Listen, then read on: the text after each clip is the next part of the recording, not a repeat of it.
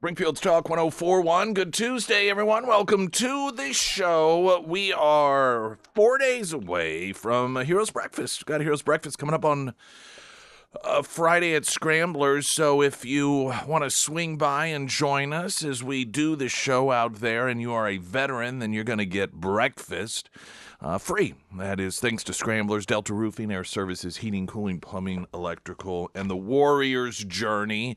It's a great time to come out and, just have some breakfast. Even if you're not a veteran, of course, you can have your breakfast. You can have your lunch there. It's a little buzzing, a little busier than usual, but you will certainly be taken care of. That is this Friday. For the road show at Scramblers,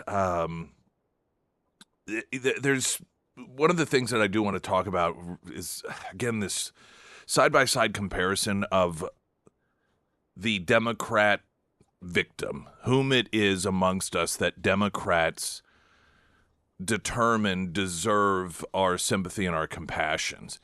And you have what many people are labeling as another Lake and Riley, this college student in Chicago. She just was out with friends. They went out, try to see Aurora Borealis. Saw on the news or the internet or wherever that, the Northern Lights might make an appearance in Chicago, and goes to an area of Chicago that the governor did a video from at one point to mock Donald Trump when Donald Trump noted the danger it was for an average citizen in Chicago. You might remember he went out and about and, hey, look at me walking along the lakefront. It's safe as can be, of course, not noting the fact that he was surrounded by security. But right along that same lakefront, an illegal, cold-blooded murdered this young college student.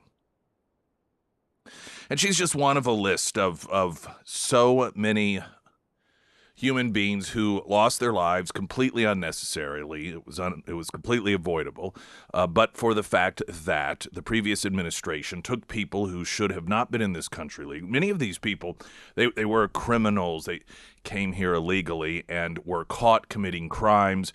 And instead of being deported, the administration said, nope, this is an individual that's going to live amongst us in the community. And then they kill people. At the same time, video goes viral of a woman being arrested at the San Francisco airport in what's being portrayed as ICE once again tearing families apart. This is what Trump has done by sending ICE to the airports. And that story, of course, is chock full of disinformation. San Francisco, interestingly enough, is one of the 20 airports that actually does third-party contracting for their security. So they don't need any. These were ICE individuals, but they were there because they were transporting people who had they were being deported. They had gone through due process, and 7 years ago were ordered to leave the country and had not. And in the process, the woman escaped custody running through the airport, and so the agents tracked her down. And this was what was filmed by left-wing activists screaming, you should be ashamed of yourselves, and, you're Nazis, and the standard fare for the left. Democrats pouncing all over the story, falsely claiming that these were ICE agents that were sent by the Trump administration to fill the void left by, TSA workers not showing up for work. I mean, none of the information was true at all. You had postings that this was an American citizen that was just brown.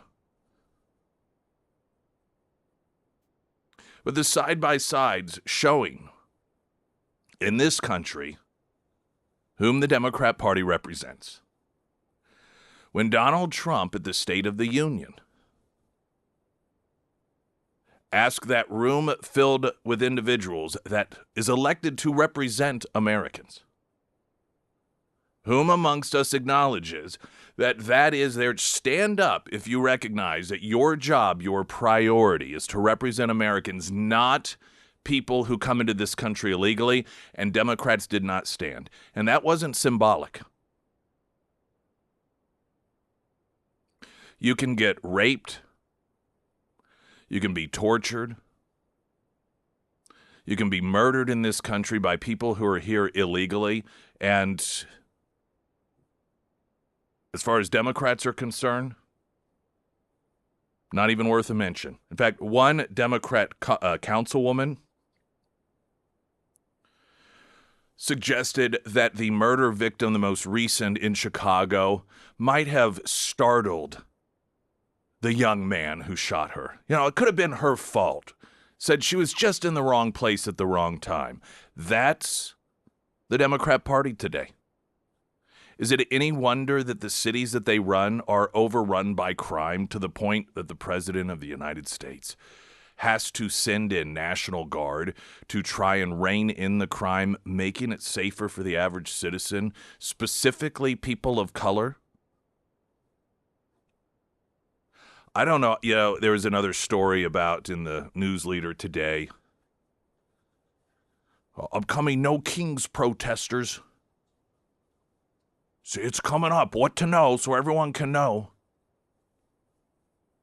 How many, is there a number, I wonder?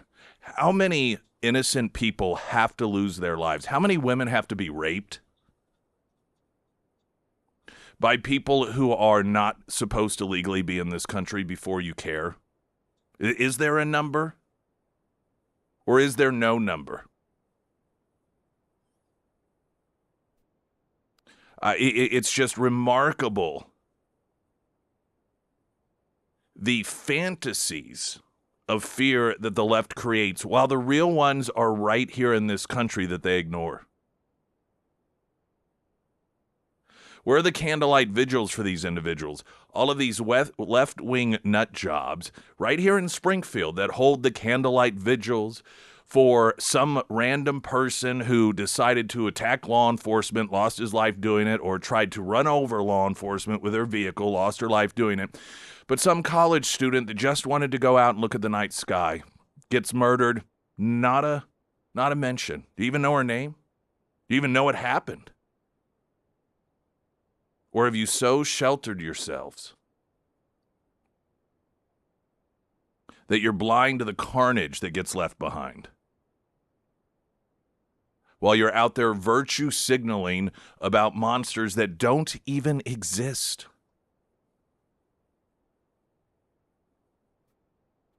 Most people, well, I shouldn't say most people. Once upon a time, there was this cliche, people who lived in a fantasy land. It was a fantasy, it was a suggestion that, oh, they're just blissful. I mean, they don't realize what's going on around them. They live in this fantasy world where everything's wonderful.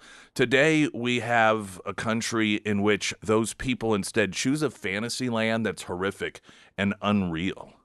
While the real horrors exist, yet they know nothing of it. What a bizarre, self-imposed prison that these people put themselves in. The people of Springfield are going to be voting on the eminent domain situation with the Hotel of Terror. We'll get you updated on that coming up here in just a moment. Also, weather. First, the latest news update.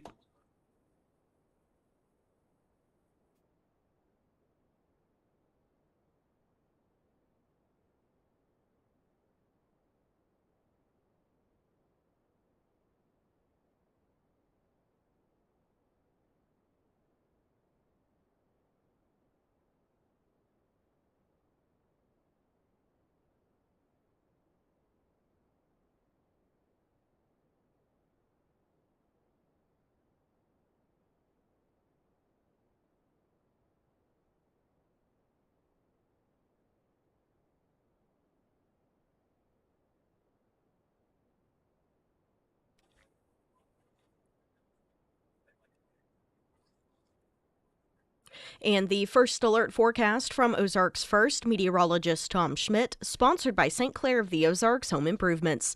Today we'll see mostly sunny skies with a high near 67. Tonight, partly cloudy with a low around 48. For your Wednesday, sunny with a high near 84. And taking a look at Thursday, sunny with a high near 90.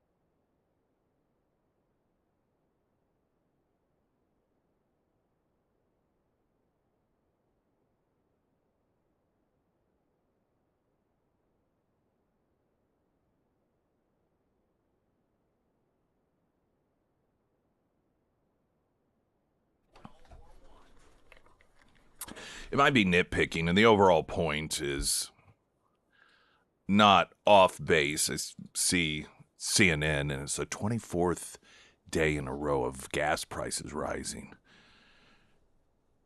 And I buy into 24 days of higher gas prices, but I don't think it's been every single day. I actually forget if it's higher or lower from the day before lately. Yeah, I don't know. I mean, because it's, one day it's like 3.28, and then all of a sudden, that same gas station will be 2.98, and then it's 3.05, and it just swings wildly. So I don't really get the sense it's been stair-stepping up consistently for 24 days in a row. I mean, maybe I'm wrong. It depends on the gas station, but overall, I mean, the price still has, for that many days, been higher. It just seems as if it sort of peaked at a point, and then it just drops and then goes up and drops and goes up. I mean, of course, this is just because of the unknowns, and one day Trump will be like, hey, we're going to start pounding them because they aren't complying, and then because everyone freaks out, the cost of a barrel goes up to $108 a gallon, $128, and then Trump's like, hey, we're talking to some, whomever these people are in Iran that are calling the shots. I'm still going to be interested when it's all said and done who these people are. And then, the price drops again, and so you get these gas prices that are somewhat in tandem with that, and it's just these swings back and forth.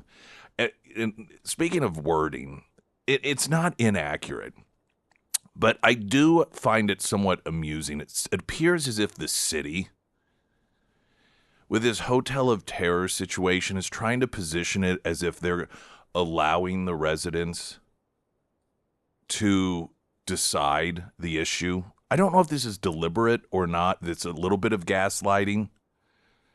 They really don't have any choice other than to repeal their own decision to go after it.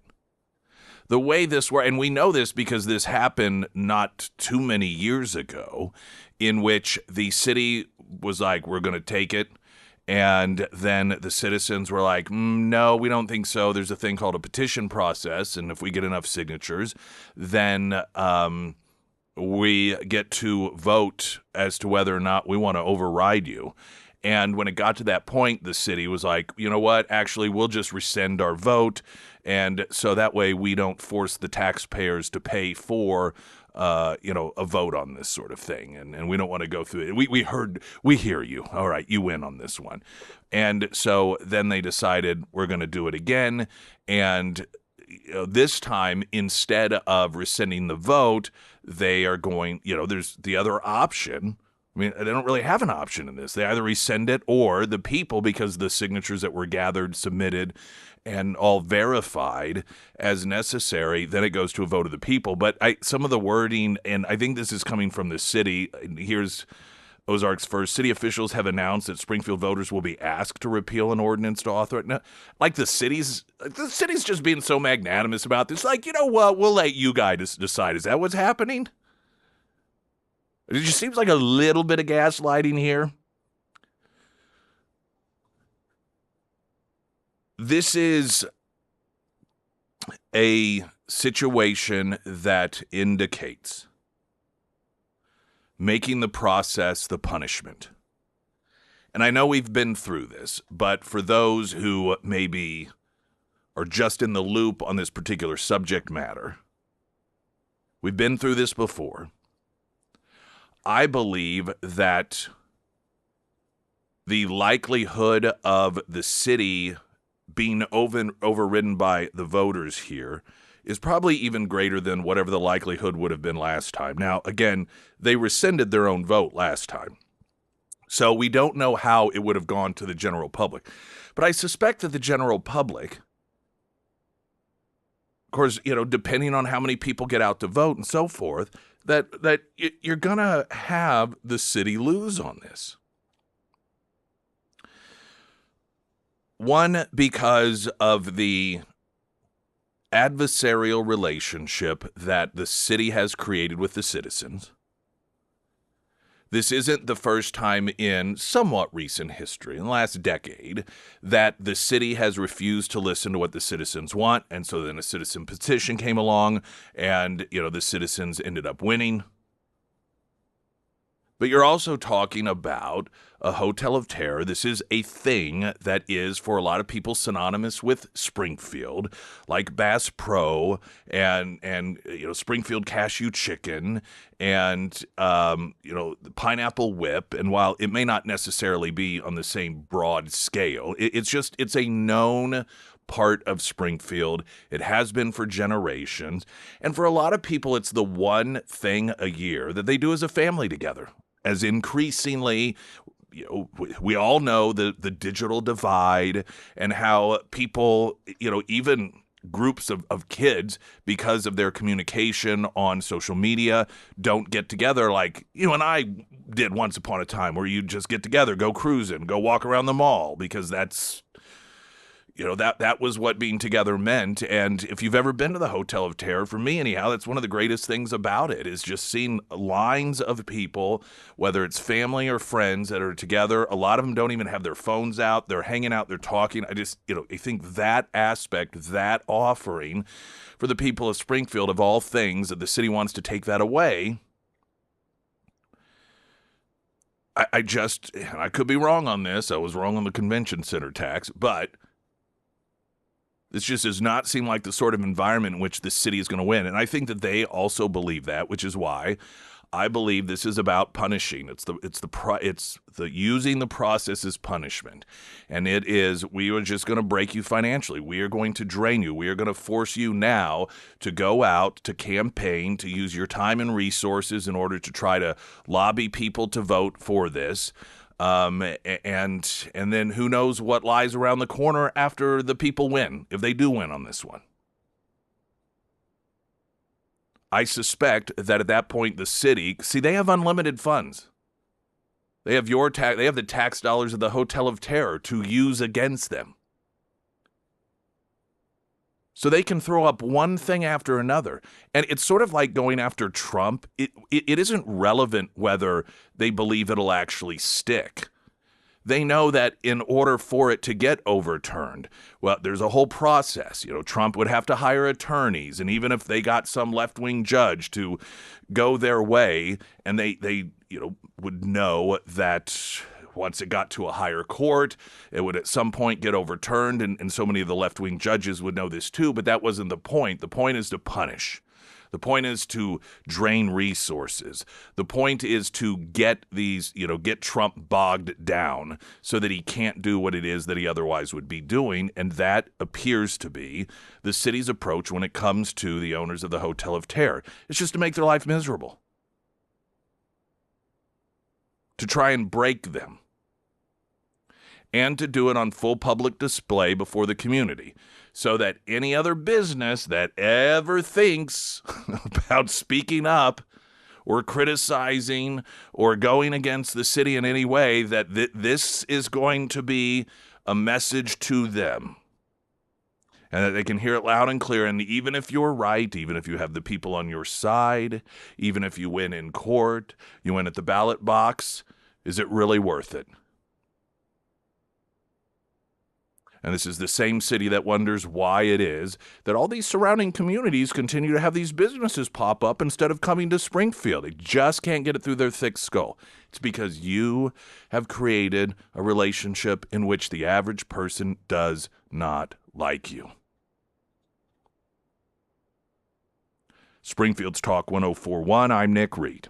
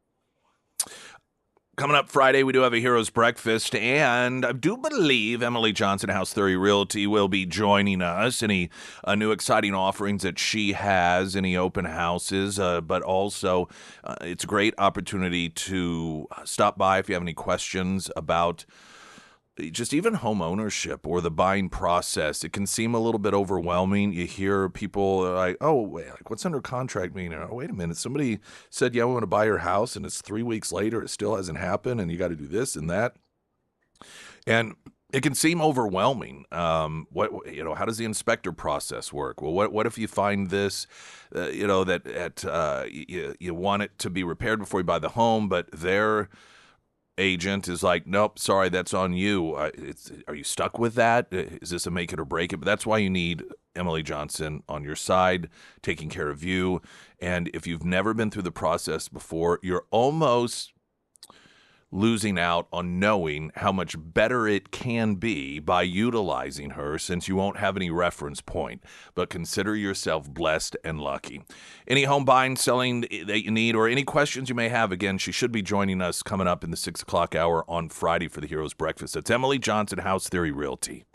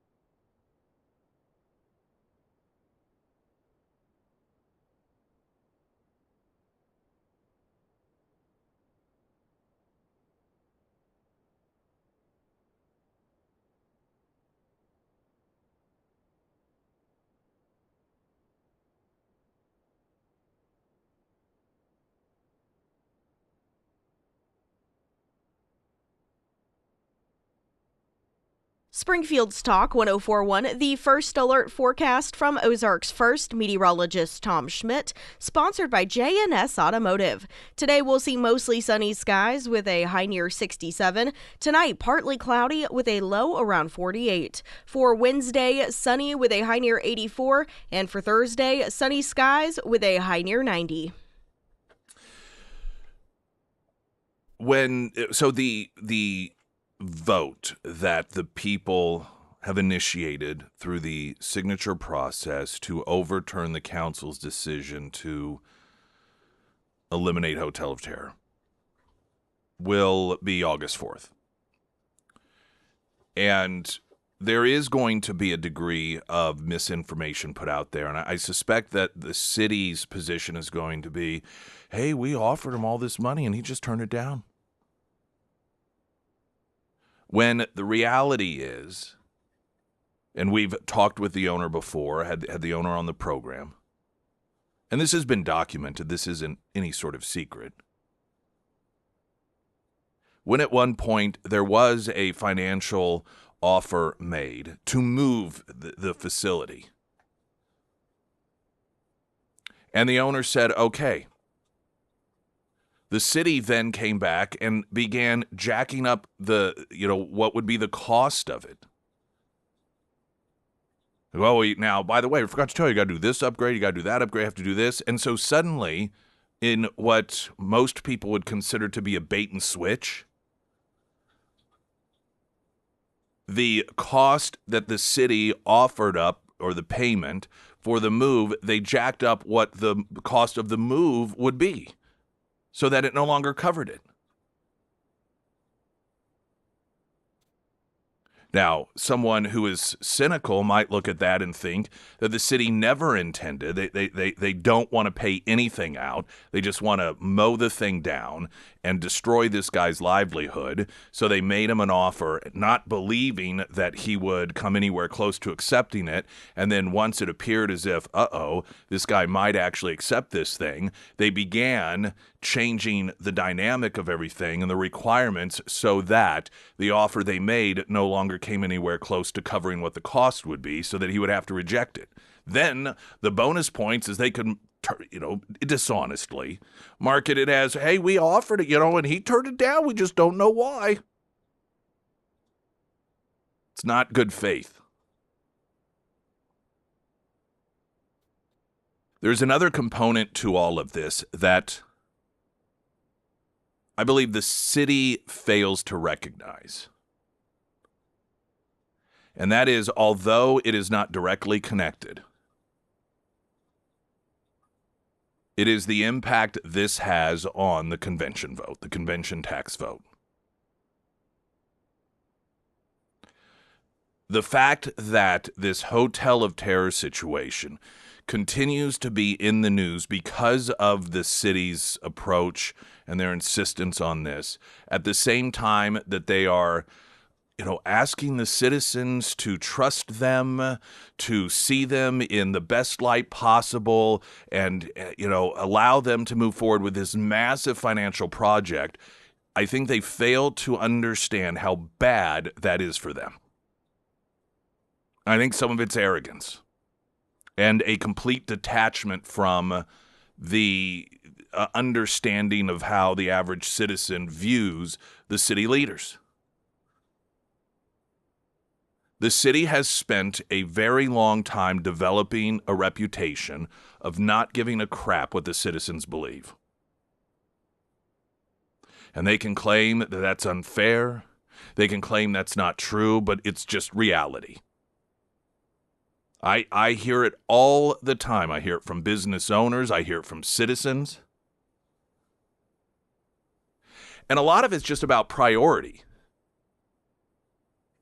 That they may not even necessarily care themselves about Hotel of Terror, but they feel that there are all these problems that are currently being unaddressed in the city, while the city, in their perspective, is focusing on stuff like that, going after some small business owner.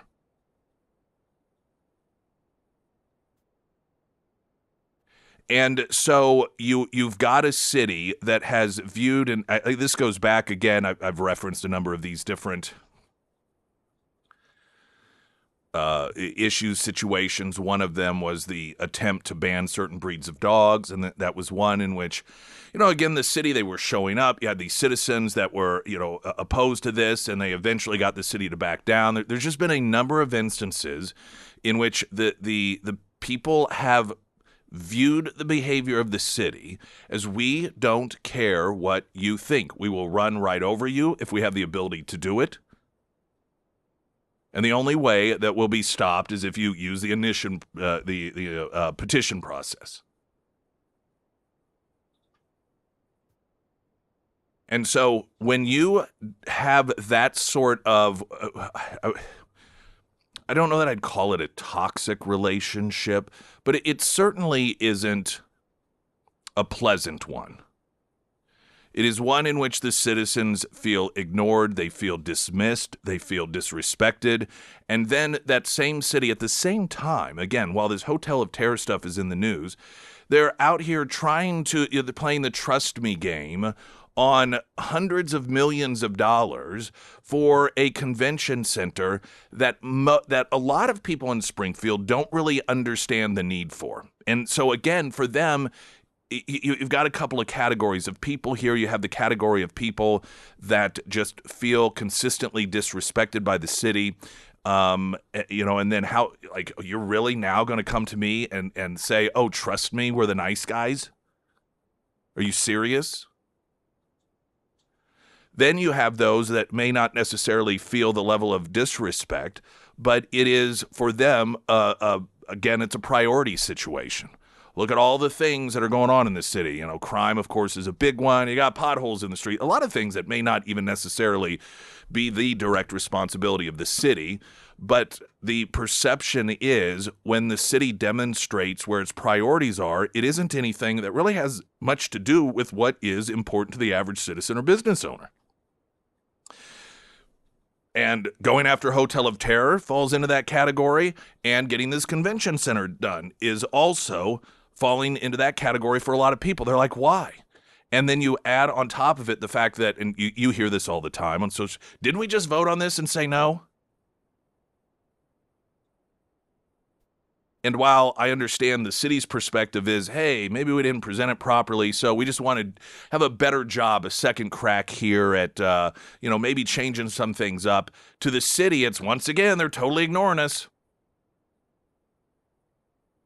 Just like so many other things, Hotel of Terror, didn't we vote on that thing already? Or weren't we, we got the votes to vote on it? I mean, have we not been down this path before? Here, yet again, the city is totally ignoring the people.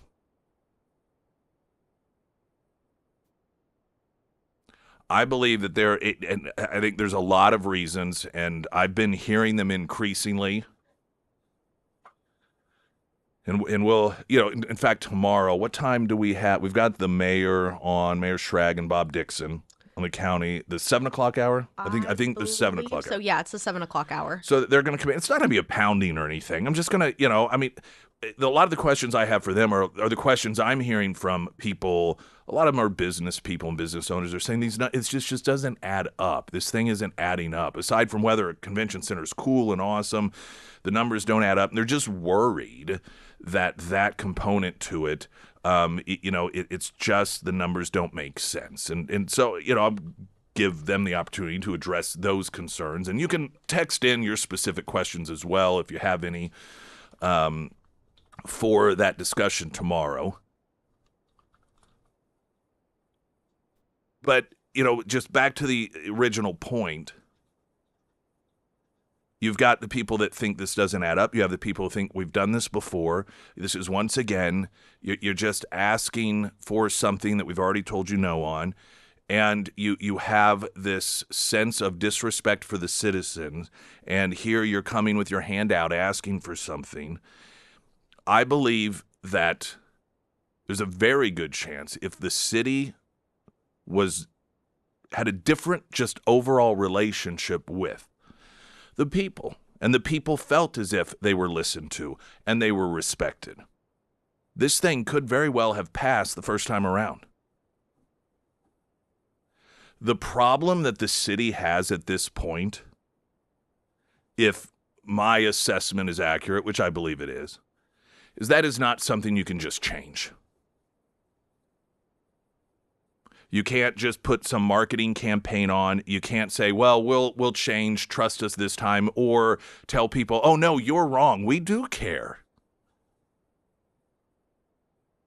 That long-term creation of a relationship takes an extremely long time to turn around. And I'm telling you, I've lived in two types of communities. One in which people feel, because of the behavior of council members, that their council members really truly are a representation of them. That they're one of us, this is my neighbor, this is my friend, and they're up there, sometimes battling against the city government. Sometimes the city government itself, the way it functions, like we need this, and it's the council people that are like, I don't think so, you're going to have to do, listen, my people, I'm here representing this area, this district, and they say they've had enough of it, so we're not going to be able to raise taxes. I can't ask my citizens, to the people I represent, to raise taxes because that's what they're telling me. And then there is the sort of community that Springfield is,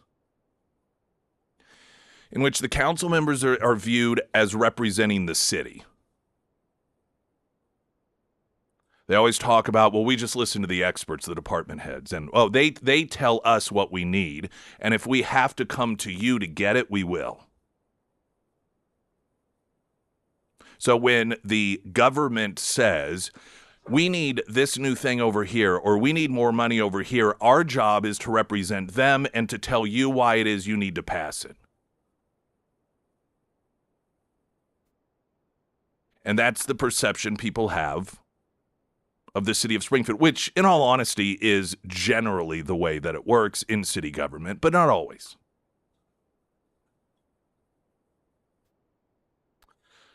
So we'll see. The vote for the Hotel of Terror will come up on August 4th. Of course, the convention center vote's coming up in a few weeks, and I don't know, the whole environment and the complete total lack of goodwill that the city has, well, they've not earned because of situations like Hotel of Terror, that works against them so drastically when it comes to an ask like the convention center, and I just don't think that they realize that. And perhaps to their demise, at least for this particular desire. Springfield's Talk 1041, I'm Nick Reed.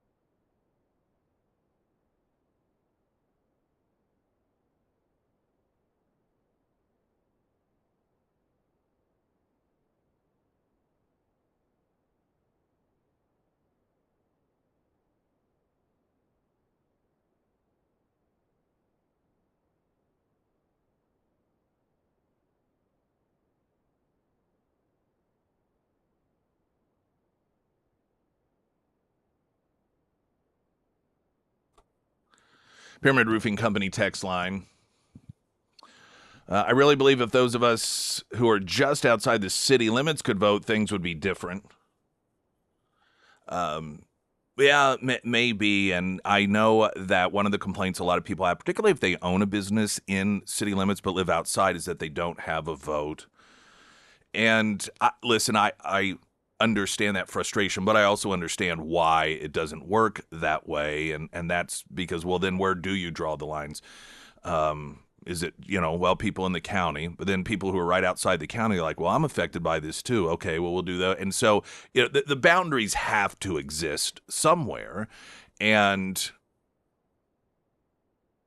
people in the right outside of whatever boundaries exist could always argue in some capacity that they are impacted by the vote. And so ultimately, the thing that just makes the most sense is, okay, well, who are the people that are represented by these individuals? And those are the people who get to vote. Now, I get it. People say, well, if you've got a business, though, in Springfield, then you don't really have representation. Well, and that is true. The argument would then be, don't open a business in Springfield. Have it where you live, if that's at all possible, so that you do have a vote for the people that are, within the municipality of where it is that you work. Or you can move in the city of Springfield. If you live outside the city, but you own a business in the city of Springfield and you find frustration because you can't vote for these people, move in the city. And, I know a lot of people don't obviously want to do that, but these are the decisions that we have to make in life. Let's see here.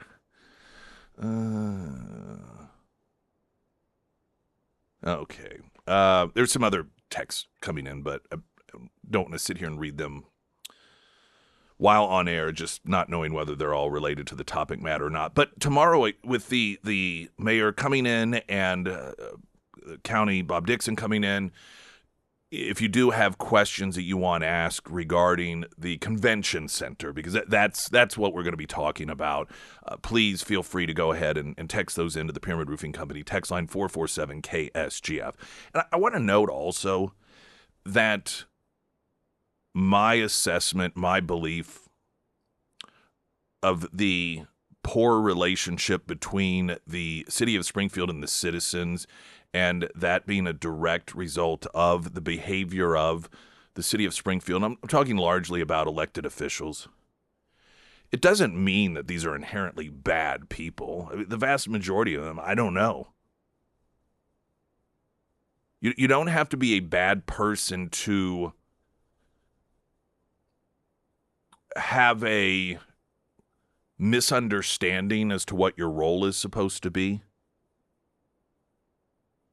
We saw this and continue to see it with school boards. And prior to COVID, it was the absolute standard. People that would get elected to school boards felt that their job was to represent the school district, not the citizens. The only time that anyone would really hear much from school board members was if the school needed more money, and then the school board members would go out on behalf of the school district and lobby the citizens for it. And it was just it was the wrong mindset. Now the government loves it because they've wrestled away control from the people. Instead of the people controlling them and being in charge of the government has flipped the script by creating that environment to where you all work for them. Oh, we need more money, so get to work. We need more money, so get ready for it to come out of your paycheck. Go vote. And that, again, is the environment that's been created. And I'm telling you that they may say, I'll give you a perfect example. Talked last week or the week before about that venue that the city was boxing into a corner regarding the alcohol sales. And all these arbitrary rules regarding alcohol sales and telling them you can't sell alcohol because you're within 200 feet of two businesses that do. And they noted, well, one of them were not within 200 feet. We measured. And the city's like, well, we'll send out measuring experts in order to dispute that if you want. And then the other venue had a license to sell, but they're like, yeah, we don't even sell alcohol anyhow. But the city's like, well, too bad, so sad. And one of the people that is involved with the business did have a member of the council, a conversation with a member of the council that said, oh yeah, this is wrong. Don't worry, this doesn't make sense. And then I'll take care of it. Came back the day later and was like, oh, sorry, the city told me that there's nothing that can be done. Now, who got represented there? Who was it that council member went to bat for? It wasn't the business owner. Because as soon as they went to the city and the city's like, no, that's not how it worked, what did the council member do? They acted on behalf of the city and went back like a good little council member and told the citizen business owner, oh, sorry, that's just the way it is. Sort of like a messenger for the government. That's the mindset that these people have. That is the mindset of the elected representatives of the city of Springfield.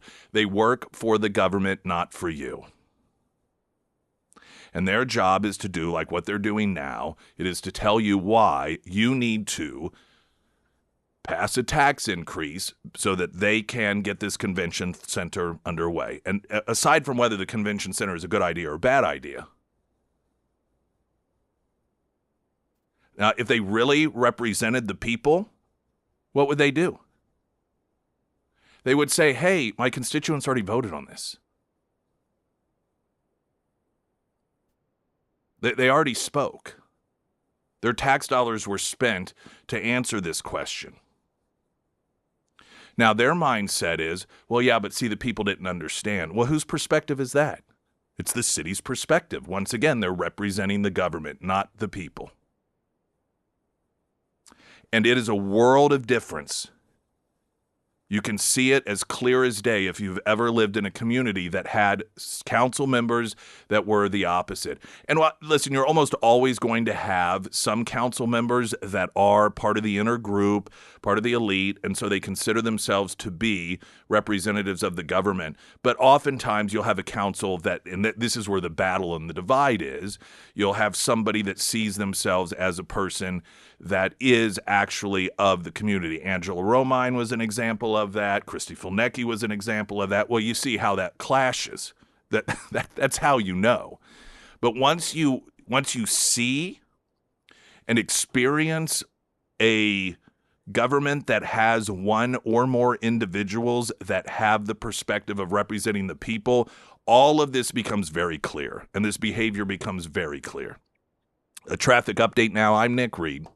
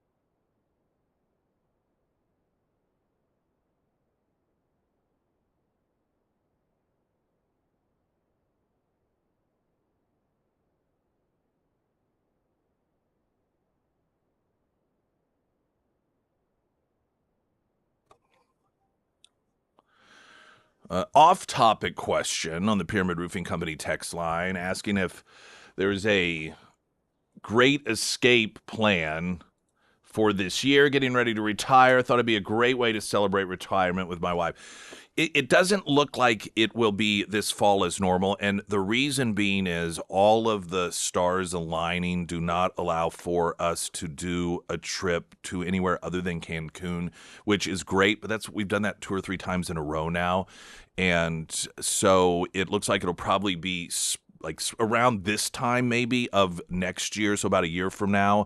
That way we have some other options that are available to us other than Cancun. So that's, while things can always change, that's pretty much where things are right now on the Great Escape. News in 60 seconds. I'm Nick Reed.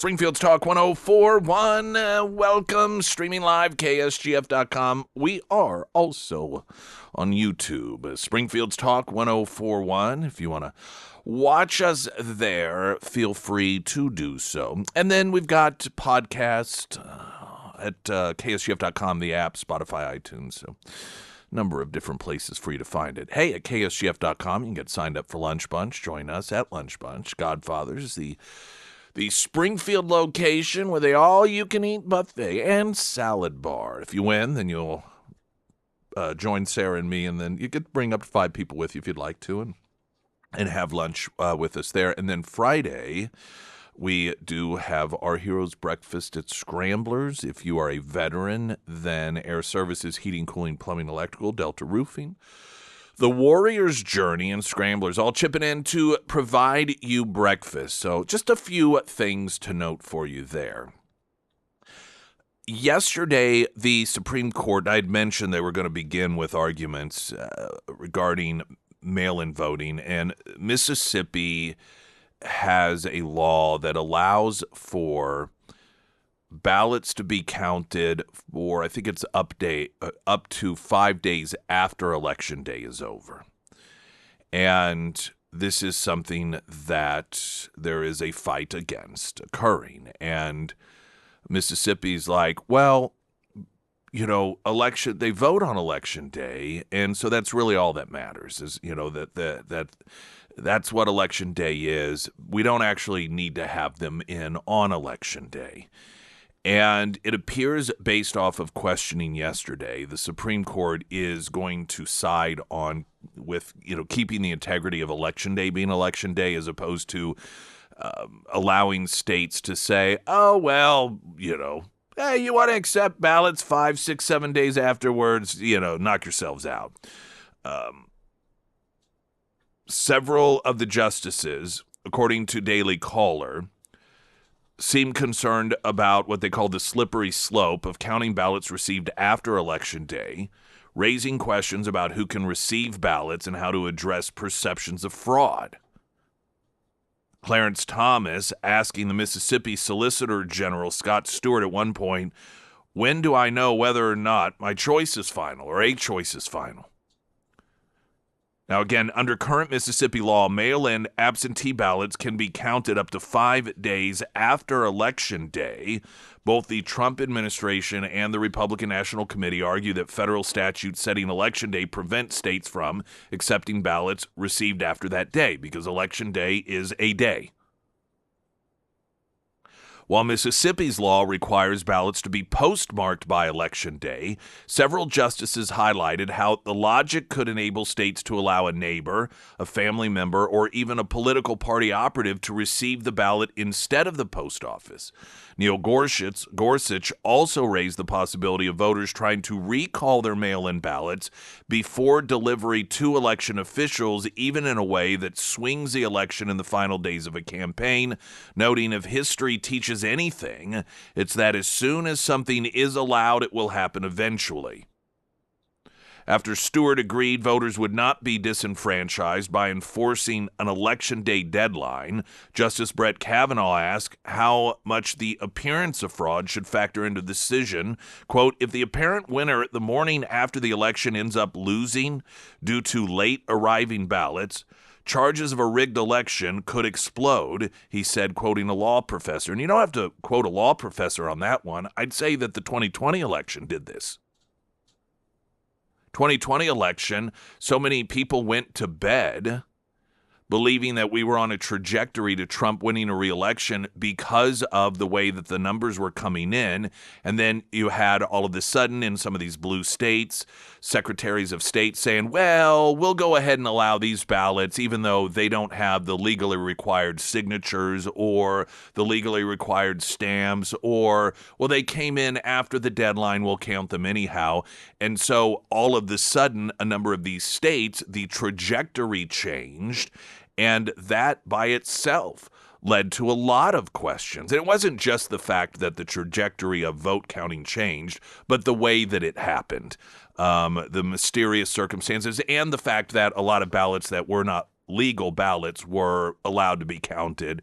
So there were a lot of components, but the point stands here that Gorsuch is making is people go to bed and they're told, okay, the votes have been counted, all the regular votes have been counted, this person wins, and then all of a sudden you start counting these ballots that come in 5 days later, and lo and behold, the election turns around, and it does. It really shakes the confidence in the legitimacy of campaigns and of the election process.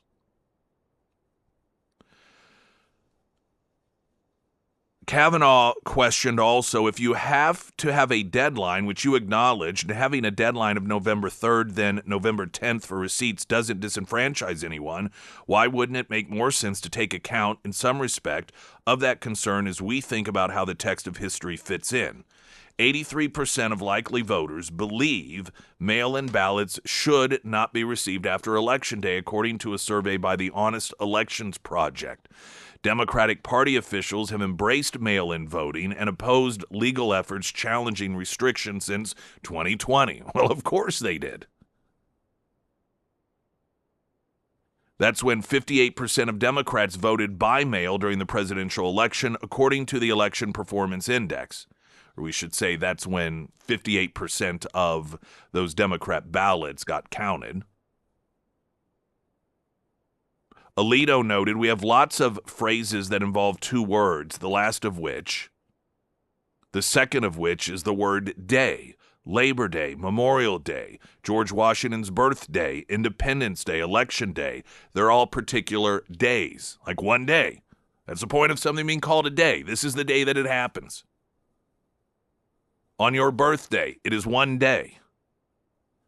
Christmas Day is one day. Election Day, just in terms of pure English language, should be that day. He said, if I have nothing more to look at than the phrase Election Day, I think that this is the day in which everything's going to take place. RNC General Counsel Mike Hurst responded to Justice Jackson's argument that restricting late-arriving mail ballots is up to Congress and the states, not the courts, to which he told the Daily Caller, the question for Justice Jackson is, how many times does Congress have to say it? They've said it over and over again. It's Election Day. Day. This is the day that it happens. What more do you need than that? It was in 1845 that Congress set Federal Election Day as the first Tuesday following the first Monday in November out of concern about fraud resulting from different days in different states. Mississippi is arguing that there's no historical evidence that federal law requires ballots to actually be received on the day of the election, though many states have viewed it as good policy. And then it goes into a little bit of the history. We'll get the story posted. But the point being is that this could be a huge blow to the Democrat Party because this is an area that allows for a great deal of voter fraud to occur. And if, in fact, the Supreme Court does eventually opine in the direction it appears their questioning is indicating, that they are going to declare, again, the word day means day. So Election Day is the day that the election happens instead of whenever it is a state wants it to actually happen or spread out into election week or election month, whatever it is. It could be good news for election integrity. We've got weather coming up in a moment right now. The latest news update.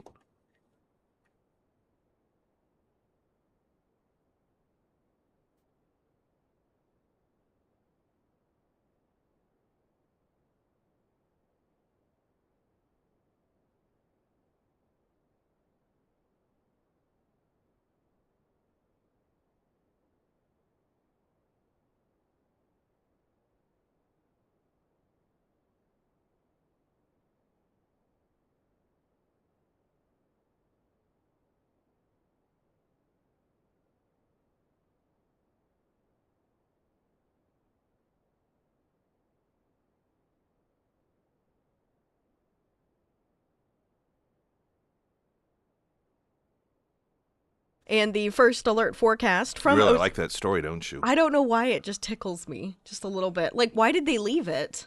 They can't figure out how to get it out.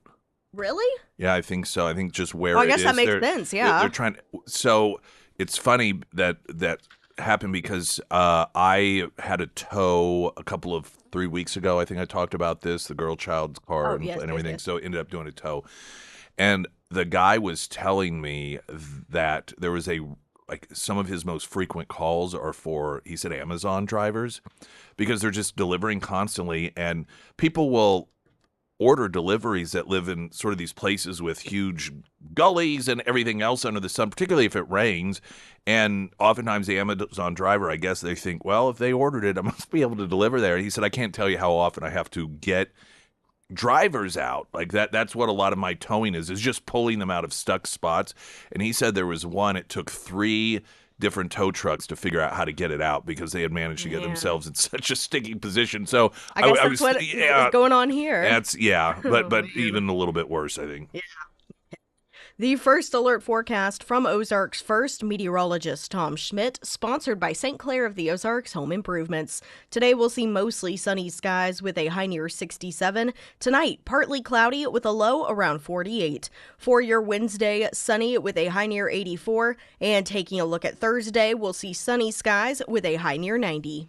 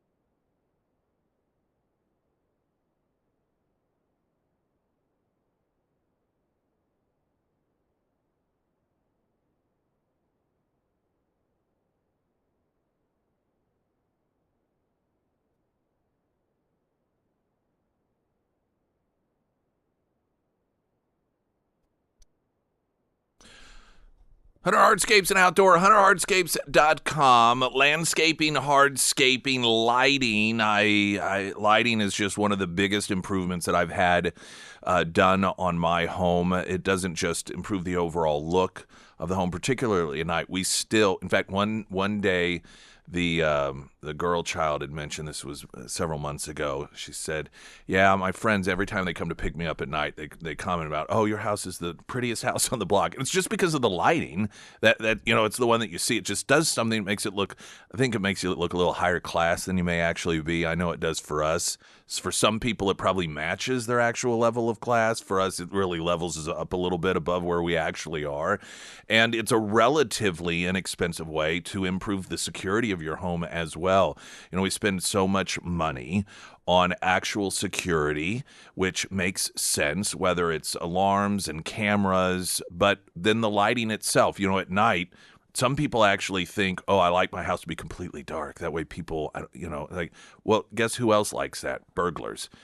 People that want to be sneaking around your house. And so having that puppy lit up definitely helps when it comes to safety as well. And that's one of the many things that they do at Hunter Hardscapes and outdoor, not just the outdoor living spaces like we've had done, of course, in the landscaping and drainage, but that lighting. So you can check it out, hunterhardscapes.com, also under Nick's endorsements at KSGF.com. I want to share with you some of the details surrounding the latest female murder victim of a man who's in this country illegally. I tell you, just as a quote gender issue, it is appalling to me that the Democrat Party and people on the left who claim that they care about females, the women are almost consistently the victims of the illegals in this country that are murderers and rapists and child molesters, and they're men. This is once again women being told to keep their mouths shut while men are elevated to a level of superiority by the Democrat Party. An 18-year-old Loyola University student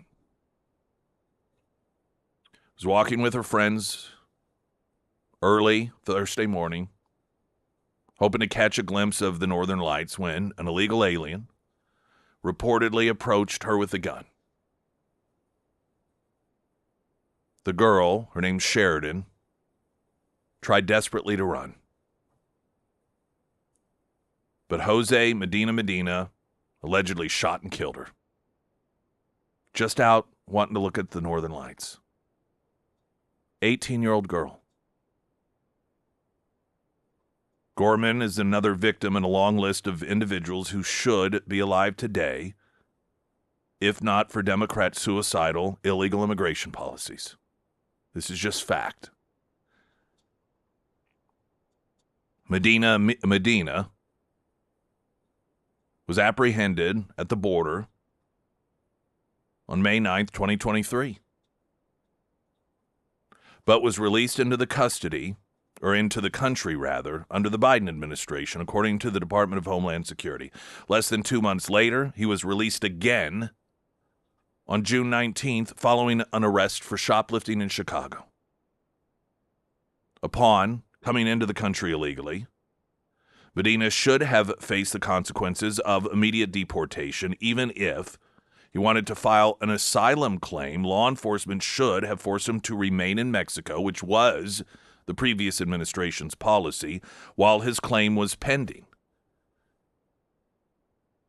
But the Biden administration rescinded the Remain in Mexico policy, and illegals encountered at the border were largely released into the country with merely a notice to appear before one of the many backlogged immigration judges. According to a 2024 report by the Committee on House Oversight, the Biden administration failed to remove most of the illegal aliens encountered during Biden's presidency. So Medina should have been deported by the Biden administration, one of countless illegal criminals, after he shoplifted just 6 weeks after he came in illegally. But Chicago's sanctuary city policies limit local law enforcement's cooperation with federal immigration enforcement. The city's so-called Welcome City Ordinance prohibits local authorities from sharing information about a person's immigration status with federal immigration officers. See, this is why it's important to understand. Sanctuary cities and the status is not about protecting illegal immigrants who otherwise don't commit other crimes. It is specifically protecting those illegal aliens who do commit other crimes while in the city. The ordinance reads, except as otherwise provided under application or applicable federal law, no agent or agency shall disclose information regarding the citizenship or immigration status of any person unless required to do so by legal process or such disclosure has been authorized in writing by the individual to whom information pertains. You know the reason, for better or worse, Homeland Security was created? After 9/11, we would learn that different law enforcement divisions of our government had different puzzle pieces that, had they been able to communicate and share that information, would have arguably led to the arrest of these illegals in our country that would become the hijackers of 9/11.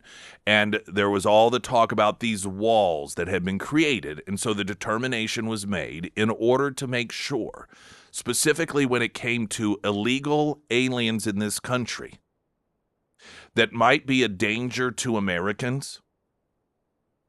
We no longer have this inability from one law enforcement unit to communicate with the other. And so that's when Homeland Security was developed, so that it could sort of act as the go-between, the communication. And here we are, back to the pre-9/11 era, specifically dealing with illegal immigrants, and Democrats deliberately, this isn't some sort of accident, deliberately recreating the rules to prevent those communications from taking place. And what is the result?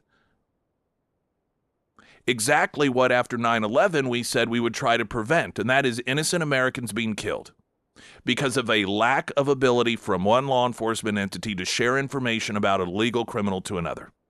Same situation. Notably, Illinois is also one of several states that refuses to honor ICE detainer request under the state's so-called Trust Act. A law enforcement agency or law enforcement officials shall not detain or continue to detain any individuals solely on the basis of any immigration detainer or civil immigration warrant, or otherwise comply with an immigration detainer or civil immigration warrant.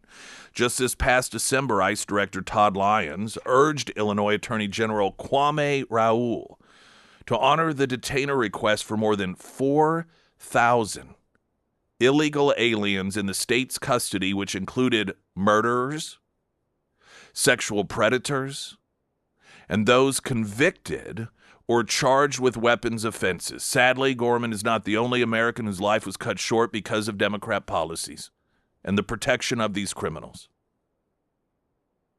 Venezuelan national Jose Ibarra murdered 22-year-old Laken Riley in February of 2024 while she was out for a jog, college campus.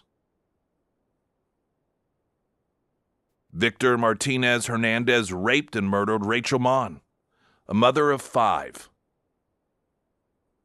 Left her raped dead body in a storm drain on a trail August 2023. 12-year-old Jocelyn Noguere sexually assaulted and strangled to death under a Houston bridge. Those are her last moments alive as a 12-year-old little girl. Venezuelan nationals Johan Jose Martinez Rangel and Franklin Jose Peña Ramos, both men had crossed into the country illegally just weeks prior. They were given notices to appear. I mean, countless story after story after story. Oftentimes little innocent girls, but so often, more than not, women. Where are these, the party, where's the party of women? Where are these protesters? Instead, they will find some random video of some person that is being detained by ICE without any information whatsoever and champion that person as the victim. Or someone that gets killed while trying to run over an ICE agent or a Border Patrol agent who's trying to capture these murderers and child rapists. That's the person that the left sees as a hero. That's the person whose name they want you to know. Not the 12-year-old girl that was raped and her last moments alive were under a bridge.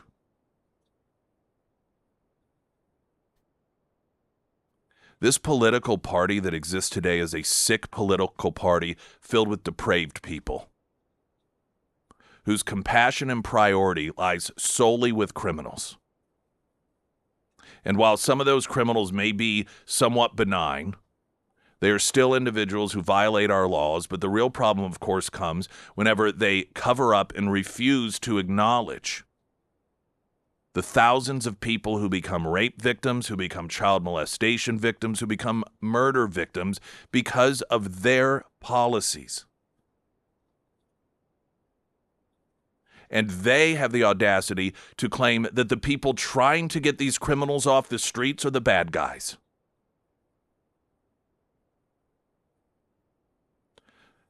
There are oftentimes good people that do bad things, but increasingly the Democrat Party is demonstrating it's just filled with bad people doing bad things.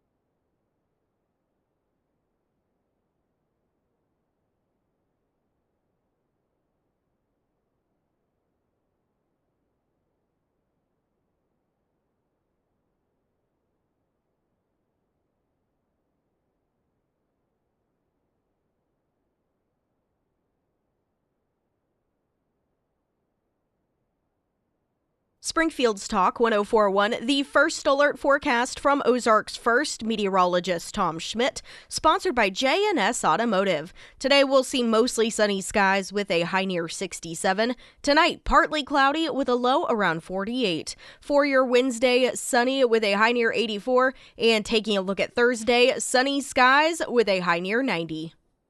I want a great homeloan.com. That is your starting place of inquiry when it comes to your need or just information about potential need for a home loan or for refinancing or for reverse mortgages.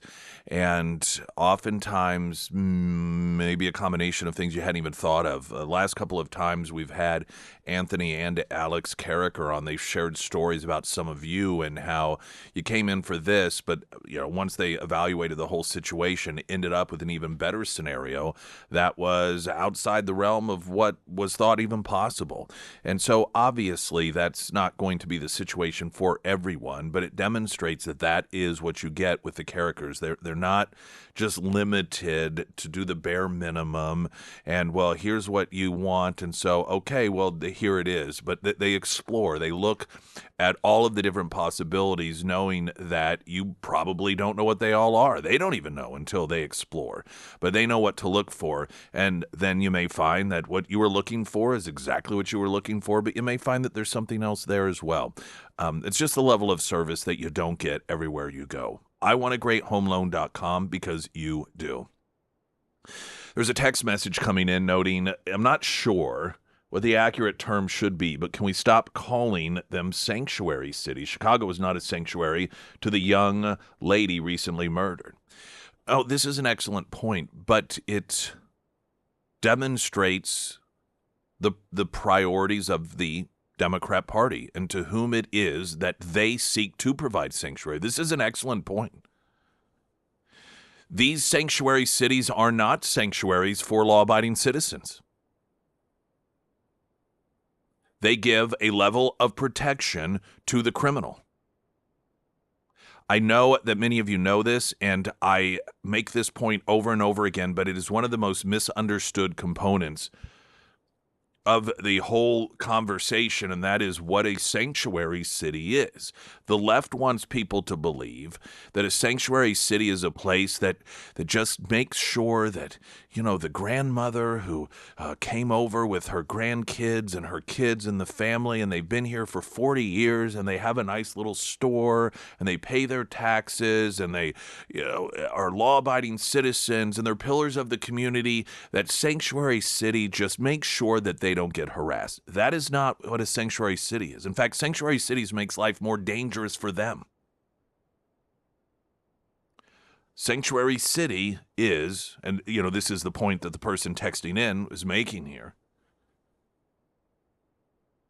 When an individual is arrested, as almost every one of these murderers and rapists who are in the country illegally have at some point been arrested for another crime in this country.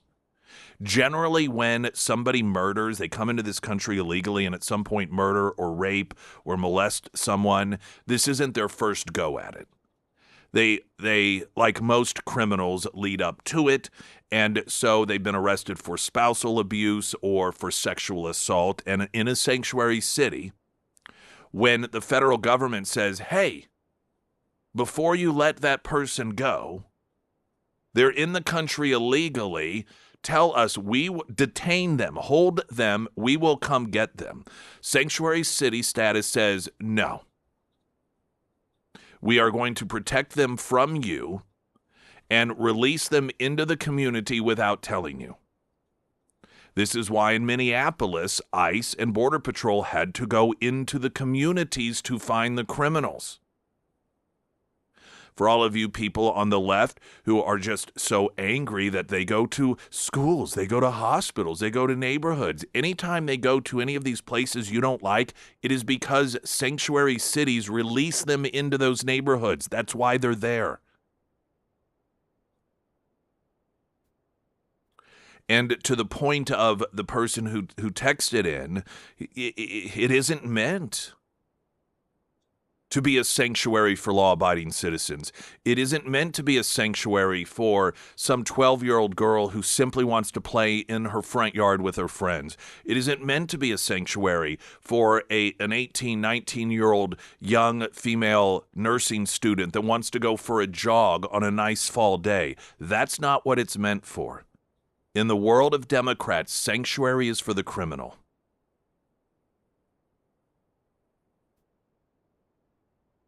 When it comes to the latest victim, a Chicago alderwoman appeared to blame the 18-year-old for her own fatal shooting, allegedly at the hands of an illegal alien. Chicago police announced Sunday that Jose Medina had been arrested for the murder of 18-year-old Sheridan Gorman, a freshman at Loyola University. Chicago alderwoman Maria Hayden speculated that Gorman was just in the wrong place at the wrong time. Just one of those things. She probably shouldn't have been there. Quote, from what I've been told so far, from what police know, from speaking to the students who were with her, it seems she might have, as they were just out, people go out to the beach at night, right? And they go out on the pier, they walk around. So the kids were out doing normal things people do in the neighborhood. It sounds like this might have been a wrong place, wrong time. Running into a person who had a gun. They may have unintentionally startled the person, I think. So this 18-year-old girl was just where she shouldn't have been and startled the illegal alien who had a gun. This is the mindset of this political party. This is real. This isn't speculation. This isn't academic. These are the things that are actually happening.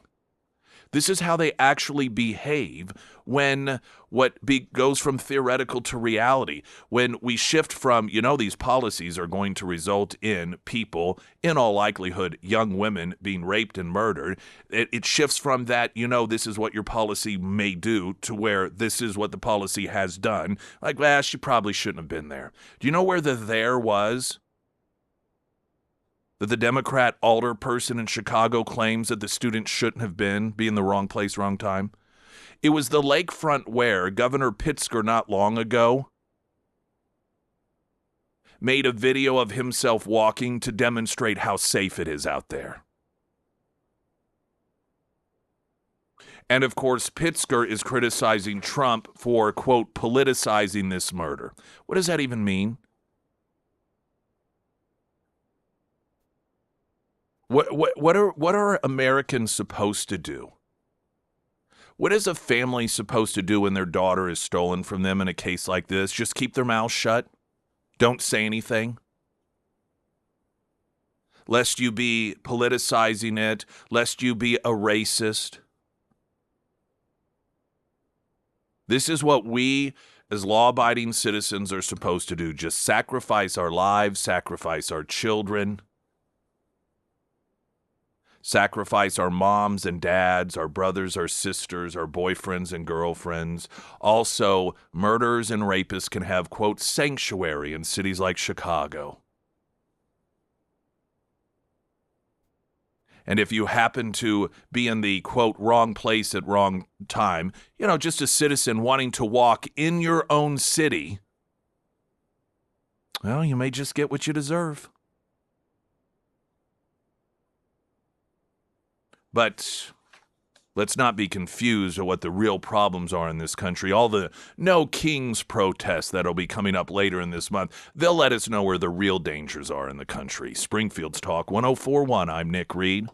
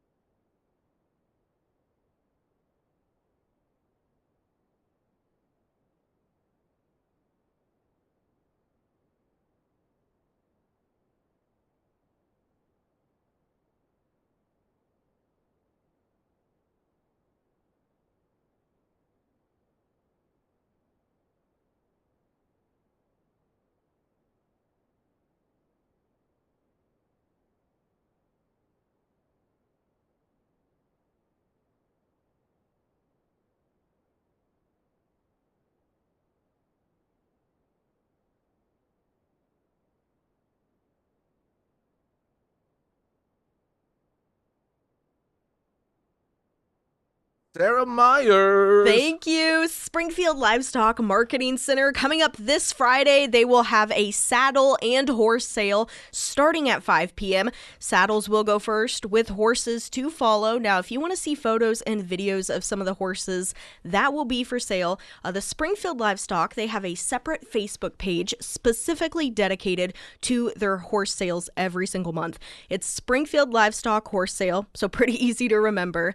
And they'll be adding photos throughout the week, but so far they've got about 6 or 7 highlighted posts, including hip number 6, Stumpy. He's a 31-inch mini gelding, and I kind of think I need him for my farm. You probably do. I feel like I do. Will Mr. Pickles feel neglected I don't or replaced? know. Stumpy and Mr. Pickles. I know. Perfect pair, right? We'll see if I can sweet talk the husband. I feel like he would say yes to this. Yeah, it's a good idea. It should be an indoor pet. Oh, maybe. We'll see. We will see. That's my suggestion. Anyways, that sale, once again, coming up this Friday at 5 p.m. To see other sales, you can check out their website, springfieldlivestock.com. And of course, you can find all of the contact information for the Springfield Livestock Marketing Center under the Sarah's Endorsements tab at ksgf.com. President Donald Trump yesterday outlined the conditions Iran would have to meet for Operation Epic Fury to end. Well, in fact, I have the audio, I do believe. Yes. All right. So here he's asked the question about ending it, wrapping it up, what would be needed, and this was his answer. For these talks, Mr. President? We're looking for all of the things that we've been talking about. We want to see no nuclear bomb, no nuclear weapon, not even close to it, low key on the missiles. We want to see peace in the Middle East. We want the nuclear dust. We're going to want that. And I think we're going to get that. We've agreed to that. Yeah, we've agreed to that. Uranium before you can end this. And we want no enrichment, but we also want the enriched uranium. If this happens, it's a great start for Iran to build itself back, and it's everything that we want. And it's also great for Israel, and it's great for the other Middle Eastern countries, Saudi Arabia, UAE, Qatar, all of them, Kuwait, and Bahrain in particular. So it's great for all of them. Mr. President, do you still need $200 billion? It's always nice to have. The thing, the hang up of the $200 million, that cracks me up given the indifference we're all supposed to have to the $9 billion that got just thrown away up in Minnesota by Governor Walz to fraud. But all of a sudden, $200 million. I mean, we're going to get real hung up. Where's that $200 million going to go? Oh, now we suddenly care about it. I mean, that's chump change compared to what Democrats waste on fraud. But that aside, I somewhat enjoy. This is going to sound. I don't want this to be misunderstood, because we are talking about war and we're talking about some very serious things and potential serious implications. I mean, the implications are serious, but anytime you have war, no matter how one-sided it may appear to be, you're talking about loss of life, and we have lost some of our own.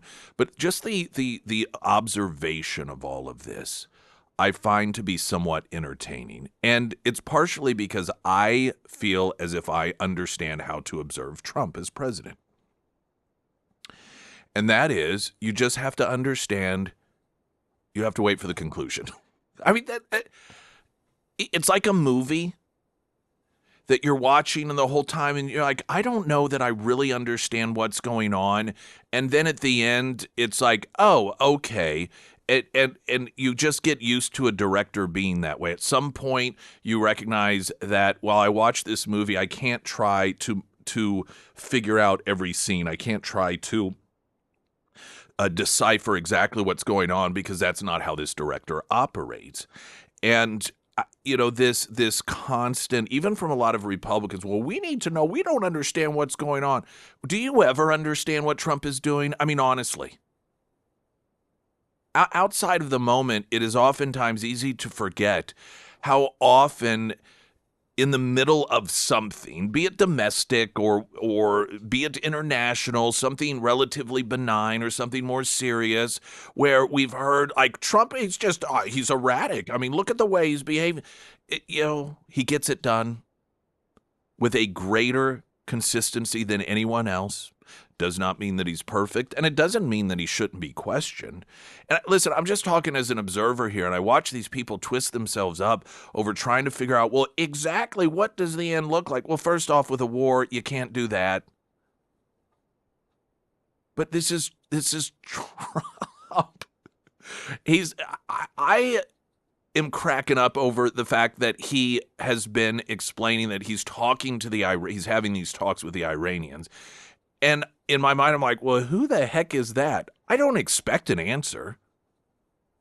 I don't think it's reasonable to expect an answer, and I don't think the American people necessarily need to have that answer. But you've got the reports that the Iranian, whomever is in charge of one of their governing bodies that is supposedly the top of the food chain right now, he's like, well, that's not true. And I'm thinking, well, maybe. Who are you? You may not be the guy, and maybe all of this could also be to psych him out. This could be Trump trying to psych out the people who are in charge in Iran, because clearly it's very disjointed right now, and the chain of command is a little bit hinky, and so you can only imagine the Iranians wondering, wait, is he talking to someone with who is he talking to? Because you're looking at a power vacuum, and these people can traditionally, in a situation like this, be paranoid anyhow, authoritarians, and so you're worried about power grabs. If you are the one that is trying to keep all this stuff cobbled together while taking on the U.S., you are fully aware that there's a very good chance someone that you think is part of your own government is plotting to take you out, because maybe they've got a relationship behind the scenes going on with the United States, and they've been told, guess what? You take him out, you're going to be the new person in charge. Meanwhile, Trump's out there saying, oh yeah, we're talking some people, things are looking pretty good right now. You could see how that could be a real psych move, So it could be that. It is interesting to speculate. Is this a psych move? Is he really talking? Are the Iranians having these real serious conversations at this point? But obviously they're saying they're not, because, they just got to keep that consistent line. I don't know. Don't know. But I know with Donald Trump, oftentimes he comes out and says something, and you're like, wait a minute, the day before he said this. That kind of seems like it's a little bit different. Yep. But this is the other thing I know about him. He, with a greater degree of consistency, proves to be successful in his endeavors. And so accepting that and understanding that allows me to not get like so many others and all twisted up and trying to figure out exactly what's going on and why did he say this and that, and so because this is how Trump presidency works. May not be pretty, but are you more interested? Have we not learned what it looks like in terms of outcomes when we prioritize the pomp and circumstance and the making sure everything looks pretty and diplomatic, while behind the scenes maybe not so much? Have we not learned what those results can be? I'd much rather have a less than beautiful on the surface process and presentation, knowing that the substance is what actually is in all likelihood going to work in our favor.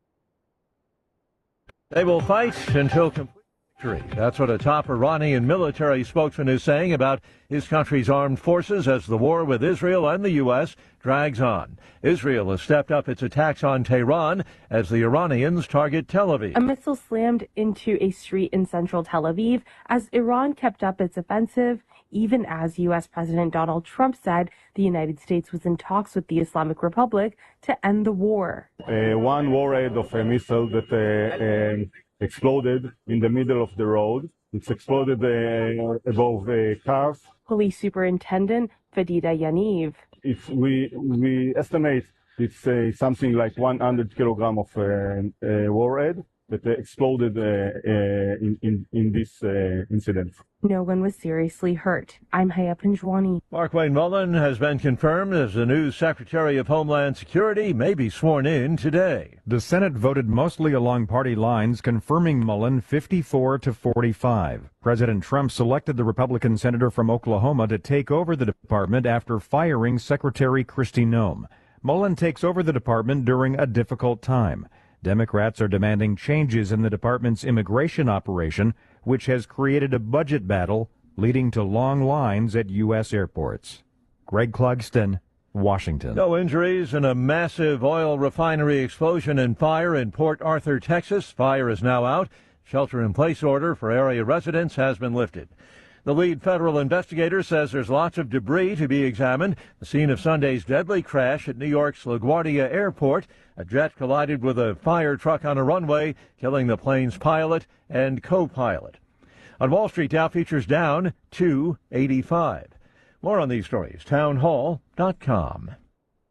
Dennis Prager here for AmFed Coin and Bullion. I've always been a strong believer in precious metals investment, and I've always been fascinated with rare coin collecting. But owning the wrong coins that only make dealers a lot of money can be catastrophic for your investment portfolio. AmFed Coin and Bullion specializes in taking people out of non-performing coin portfolios and turning them into gold, silver, or platinum bullion. They tailor a portfolio based on your goals and not what they want to sell you. You'll never experience scare tactics, misleading hype, or high-pressure sales from owner Nick Grovich and his very knowledgeable staff. They will evaluate your portfolio, show you how your coins have performed, and take the time to educate you on the ugly industry practices so that you can make an informed decision. Smart people can make very bad investments when they're under pressure and lack the facts. Call 800-221-7694. That's 800-221-7694. AmericanFederal.com. Australia and the European Union have adopted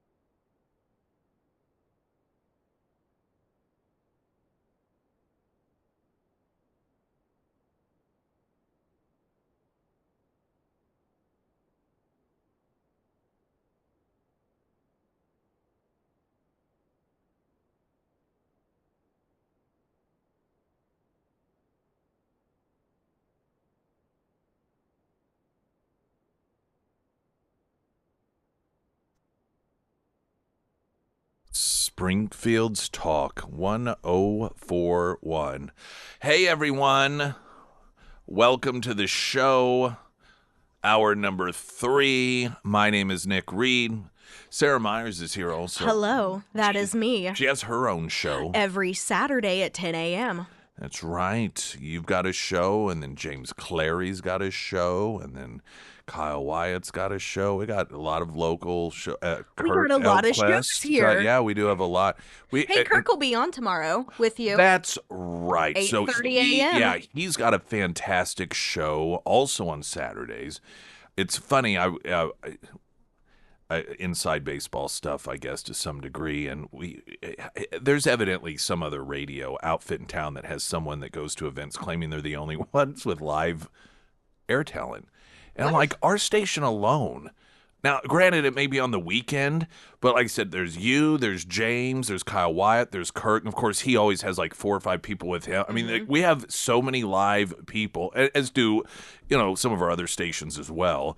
But I'm like, for a station that is as seemingly just run by a couple of people, we have a tremendous amount of live people. Yeah. So, Kirk, that'll be awesome for him to be on tomorrow, because ever since he started his show on Saturdays, which is, I mean, how would you describe? It's central to a lot around MSU stuff, sports. It's all over the place. Yeah, really. there's a lot of really great. It sounds great too. And it's just something that's completely different. Don't they usually have one rotating guest also?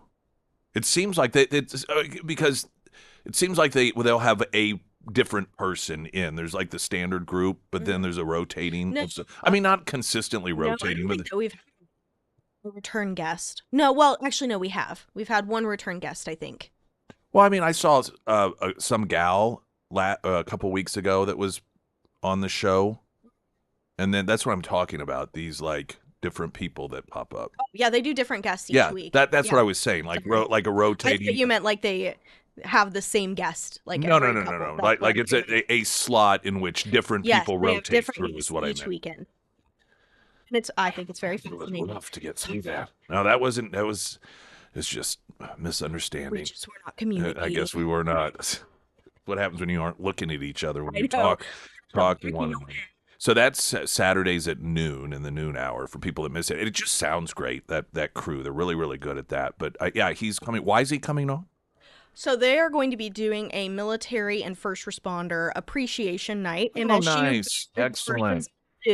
And that'll be at 6:30 p.m. April 15th. And so he wants to go over some of the details on that. And it's a Excellent. perfect fit for our listeners. Yes, that it certainly is. And then in the 7 o'clock hour tomorrow, Mayor Schrag will be in studio, and County Commissioner Bob Dixon, the presiding commissioner, will be in. They are going to be talking about their desire for a convention center, why it is that they feel that it'll be beneficial for the city. And, of course, I've got a number of different questions in terms primarily the numbers that have been put out there, and any questions that you might want me to pass along, feel free to go ahead and text those in on the Pyramid Roofing Company text line 447 KSGF, and we'll get those questions answered. We do have Heroes Breakfast coming up Friday.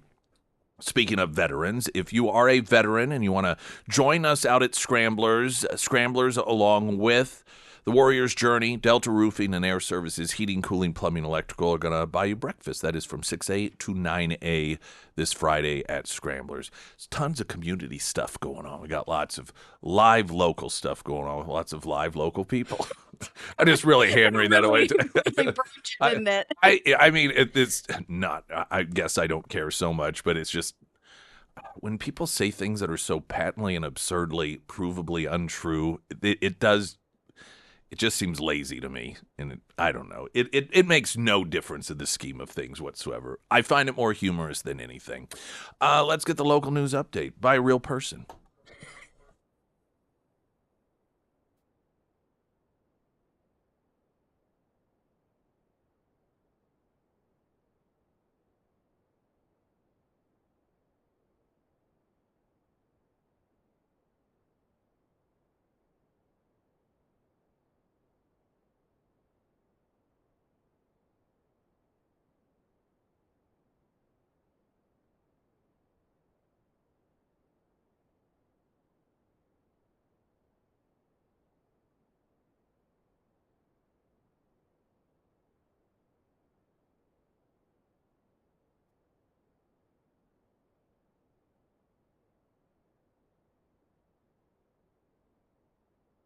And the first alert forecast from Ozarks First meteorologist Tom Schmidt, sponsored by St. Clair of the Ozarks Home Improvements.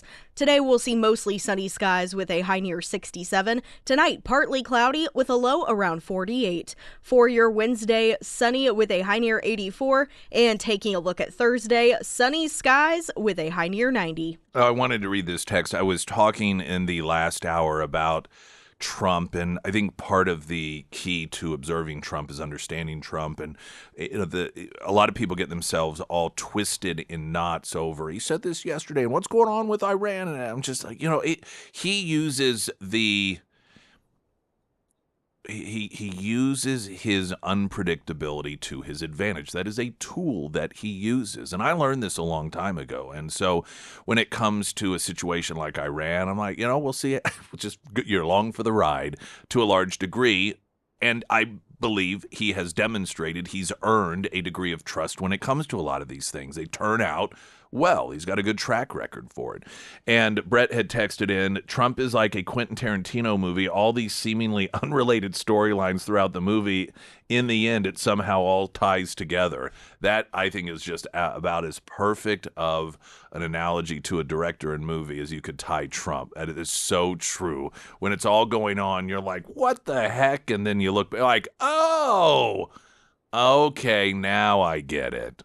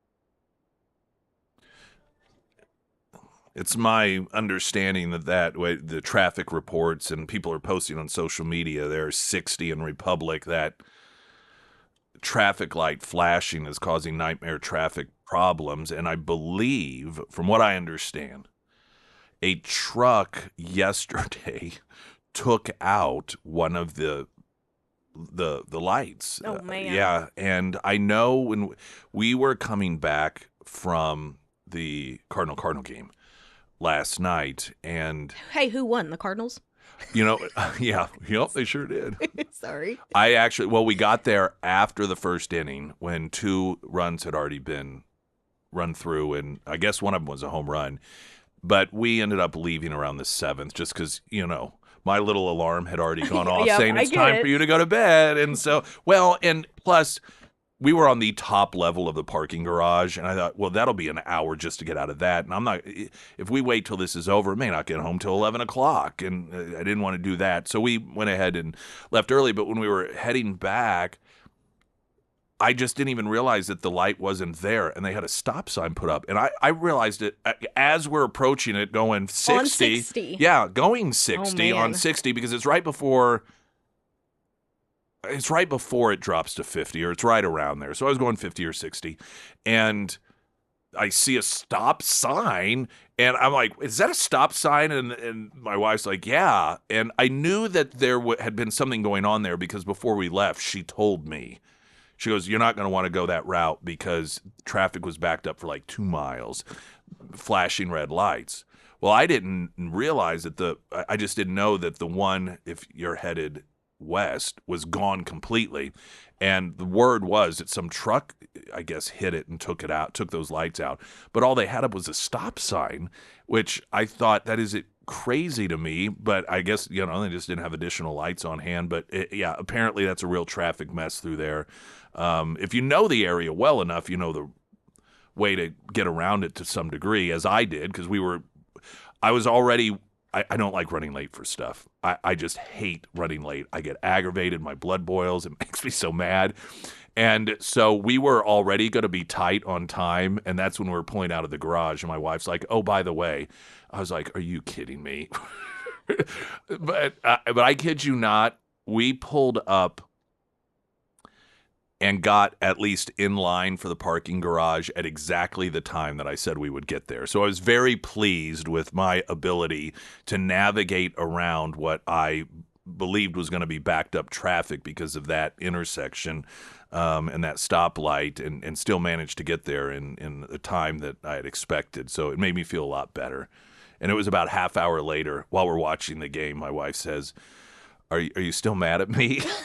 And I said, well, I'm not. What do you mean? What, mad at you? And she goes, well, because I made us late. And I said, no. I said, it wasn't your fault. I was mad, but not at you. So I just internalized it until it passed. Just let it eat me up inside, burning in my stomach. But it was a great game. Weather was a little cold, but the part that we saw was really enjoyable. Full crowd. That's good. People seem to have a really good time. I just wanted to mention these numbers I think are interesting, and they're indicative of part of the problem that the left has and their refusal to acknowledge reality. And these are some of the viewership numbers of late night talk. NBC, Late Night with Seth Meyers, averaged, and this time period, this is a recent time period, perhaps last week or so, averaged 1.01 million total viewers, 154,000 of those being demo viewers. So that's sort of the target primary demographic that the advertisers like. Overall, though, 1.01 million. Late Show with Stephen Colbert, averaging 2.4 million total viewers with 190,000 demo viewers. ABC's Jimmy Kimmel Live, 2.17 million viewers with 228,000 demo viewers. The Tonight Show starring Jimmy Fallon, 1.357 million total viewers with 197 demo viewers. And then the biggest viewership, not even on free broadcast ABC, CBS, NBC, but Fox News, which you have to pay for. I mean, you may not pay for it specifically, but in order, you're paying for something, whether it's DirecTV or cable or YouTube TV. It is a paid channel, part of paid packaging. 3.53 million total viewers with 300,000 demo viewers.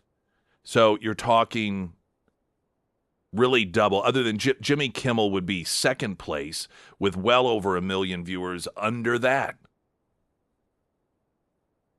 And while I don't know the cost of Gutfeld's show, I suspect it is very minimal.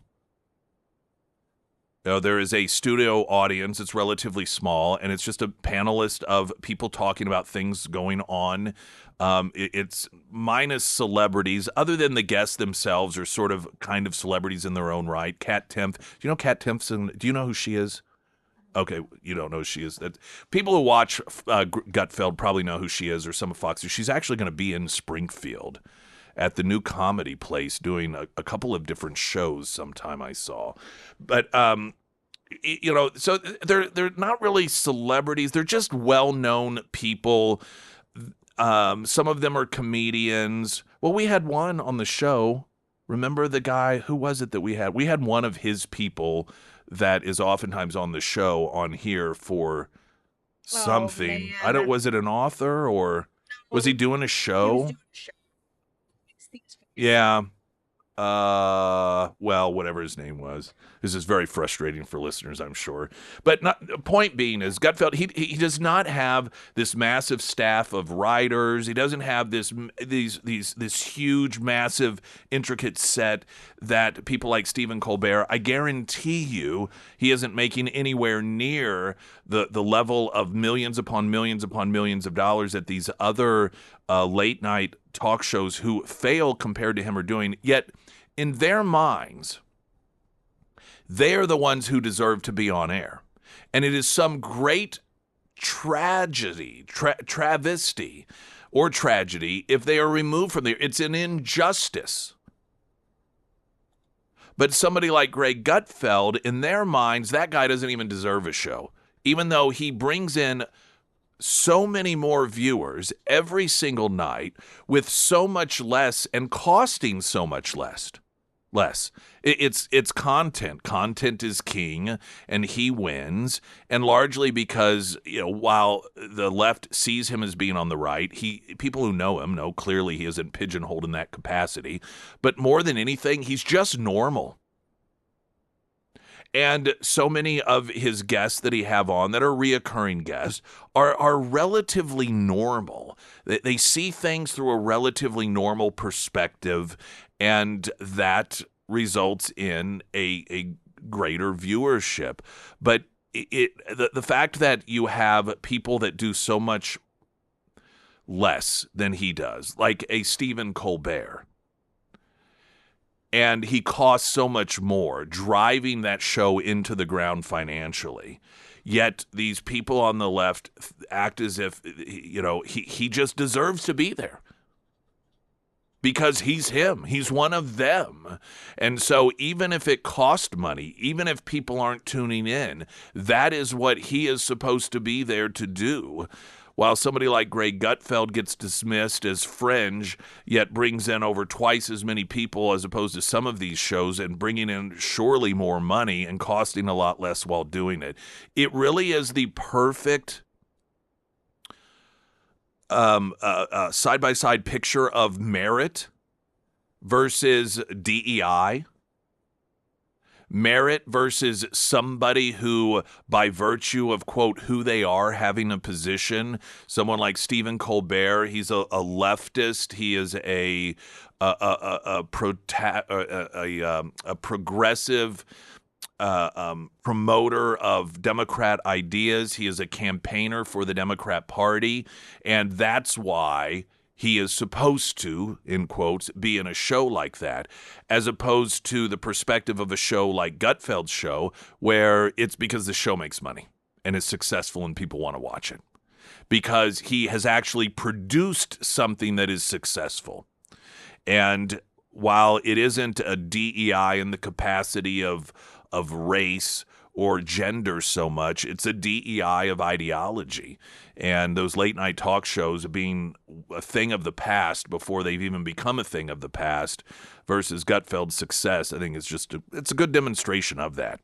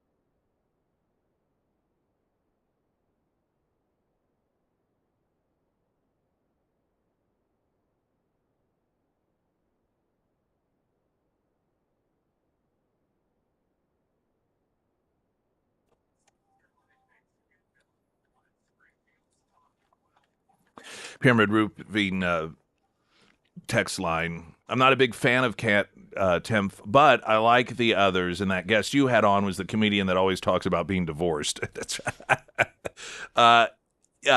Jamie. Yeah, Sarah looked him up. It was Jamie Lizzow, and he must have been doing a show. Mm-hmm. I guess He was he at the Galois? And I can't remember. I think so. Somewhere, and we had him on. Yeah, I remember that now. He was talking about that. There have been a number of stories. I just wanted to mention this quickly. It's one of those things a lot of people will say that's not even relevant. But some time ago, Justin Timberlake got nailed with a DWI.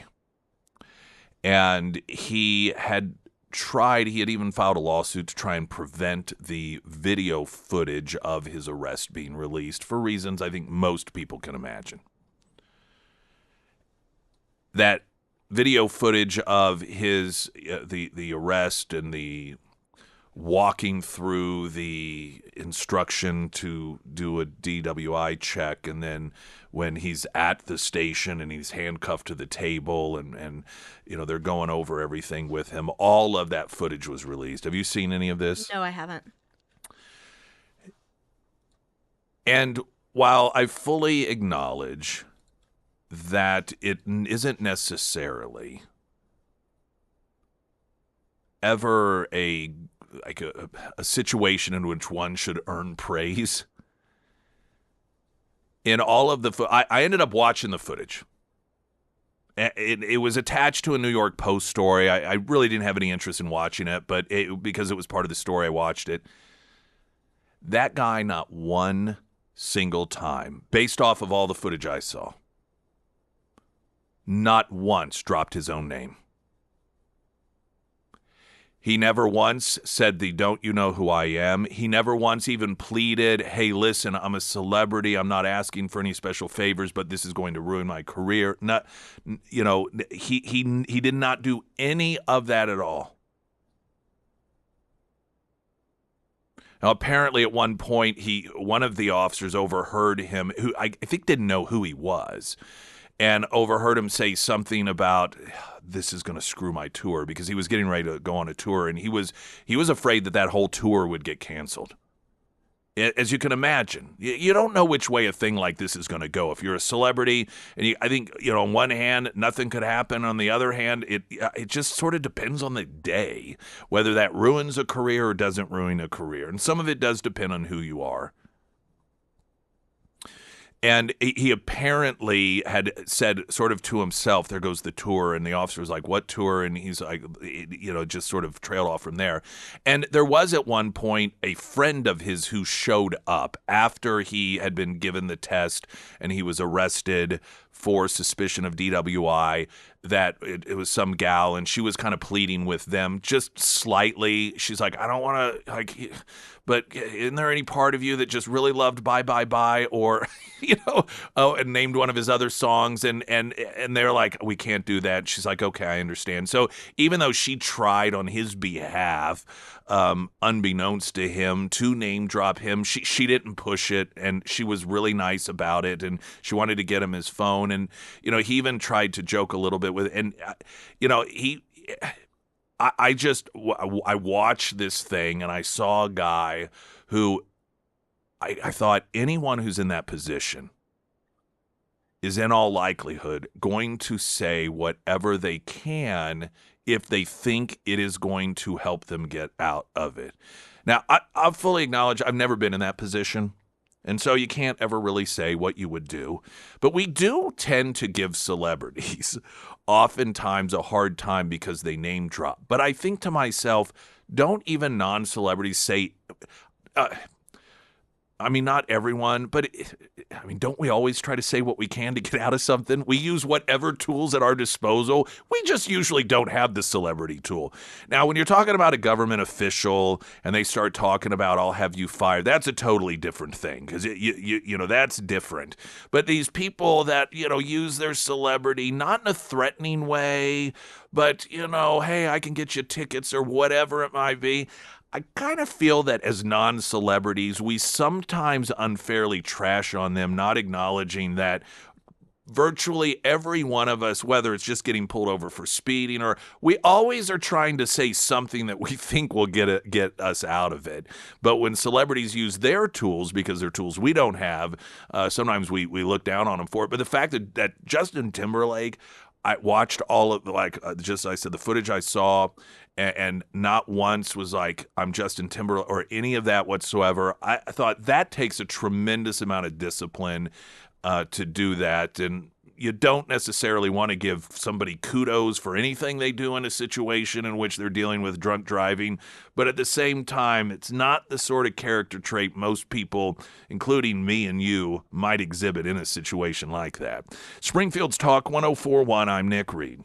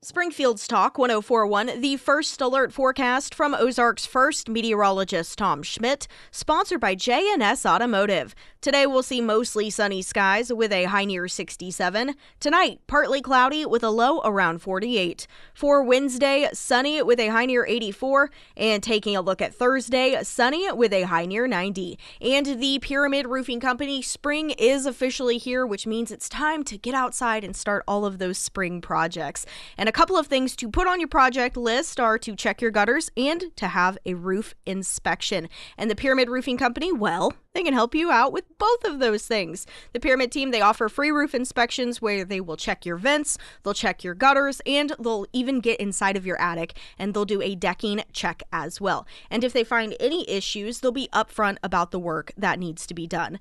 It's a good time to schedule right now, before the rainy season hits, and it's always good to just have an idea of how your roof is doing so you can always plan ahead. If it is time to have the Pyramid team out to your home, reach out to Josh today and schedule that free roof inspection. And of course, you can find all of the contact information for the Pyramid Roofing Company under the Sarah's Endorsements tab at ksgf.com. So the decision to utilize ICE agents in order to try and make the travel time much shorter for people at these airports, it can go a number of different ways. Now, some of these ICE agents are already dealing with left-wing activists at airports screaming and yelling at them. And people, of course, on the left, they're always very proud of what they do, so they post this stuff and call them Nazis, and it to me is a new version of what Democrats did to Vietnam veterans coming back, and it's so appropriate that this is at an airport because that's largely where we sort of envision that these things happened as our vets came back from Vietnam and they were doing their job. This is what they signed up, and then once they signed up, this is what they were bound to do. And despite that, people on the left would welcome them home. Again, the imagery in our minds, them getting off the plane at airports, and they would yell at them, call them baby killers, spit on them. And the fact that the same party is treating our ICE agents the same way at airports, it's just the good old days. These are, again, individuals who signed up to protect our country.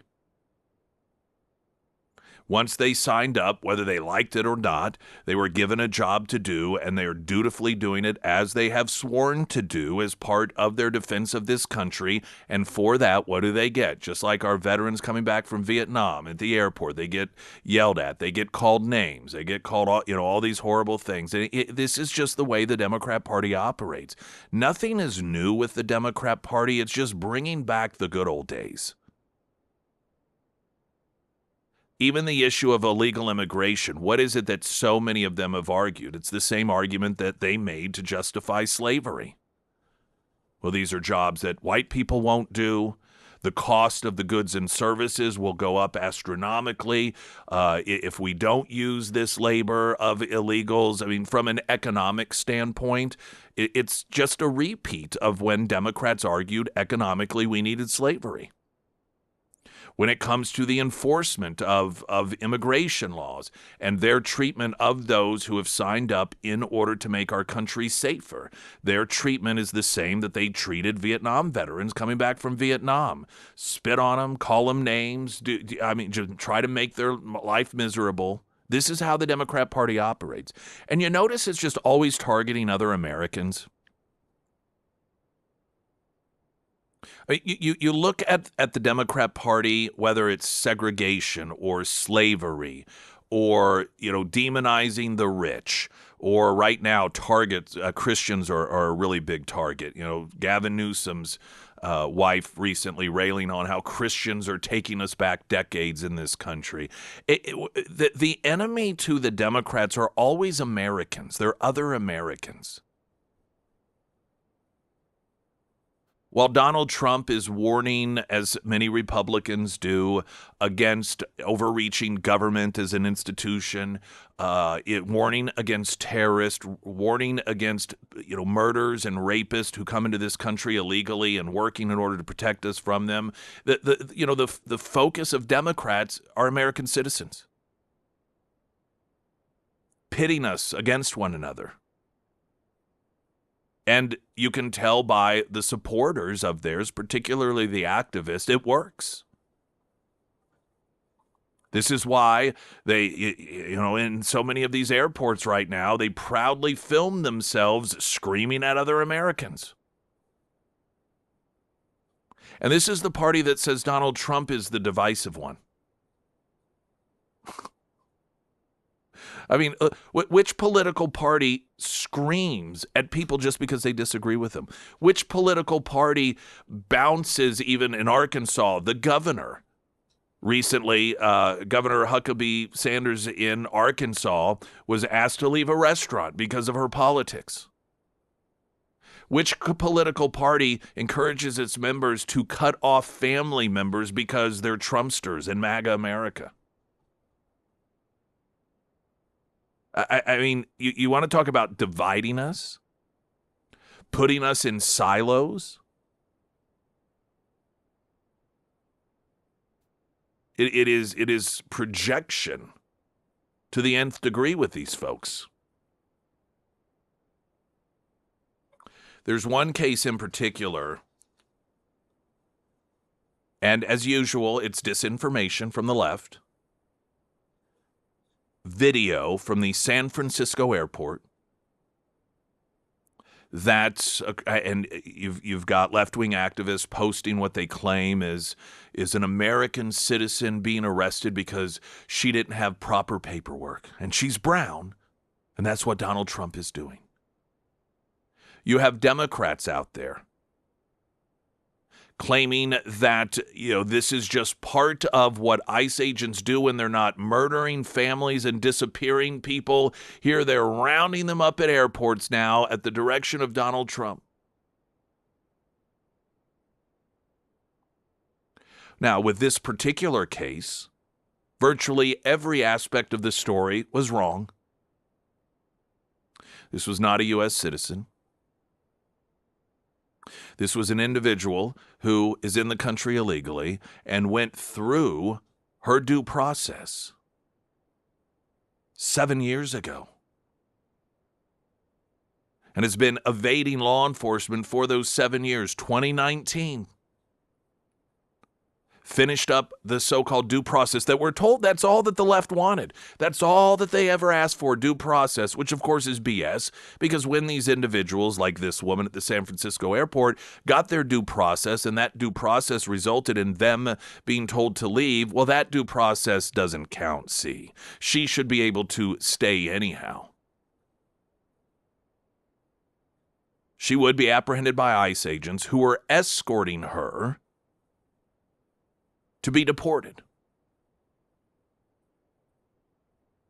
via airplane. At some point, she escaped, and so they had to chase her down and re-handcuff her to continue deporting her. These also weren't ICE agents that were dispatched to the airport in order to replace or supplement TSA agents. In fact, San Francisco is one of only 20 airports that doesn't need any additional help because they use third-party contractors for security. So much like Kansas City International, the San Francisco airport isn't having any of the problems that the other airports are having, so they don't need any additional help. These were ICE agents that were there because they were accompanying somebody who, after due process, was ordered deported and tried to escape. But that doesn't stop Democrats from yelling fire in a crowded theater knowing there is no fire, and falsely trying to convince people that ICE agents are murdering Americans, they are disappearing people, and now they are just tackling poor innocent women in airports simply because they don't have the, quote, proper papers. These are bad people. And I'm not talking about specifically the individuals who come into this country illegally and after their due process refuse to leave, sometimes committing other actual crimes in the country. I'm talking about these Democrats who know that they are lying. And they are putting the lives, we know this, and we've seen the results of it, assassination attempts, sometimes successful, killing ICE agents, because they believe the Democrat lies. They are directly responsible for these deaths, as they are the deaths of these people they encourage to fight immigration officials, to jump, to try to run them over, or to try and wrestle with them when they have a firearm.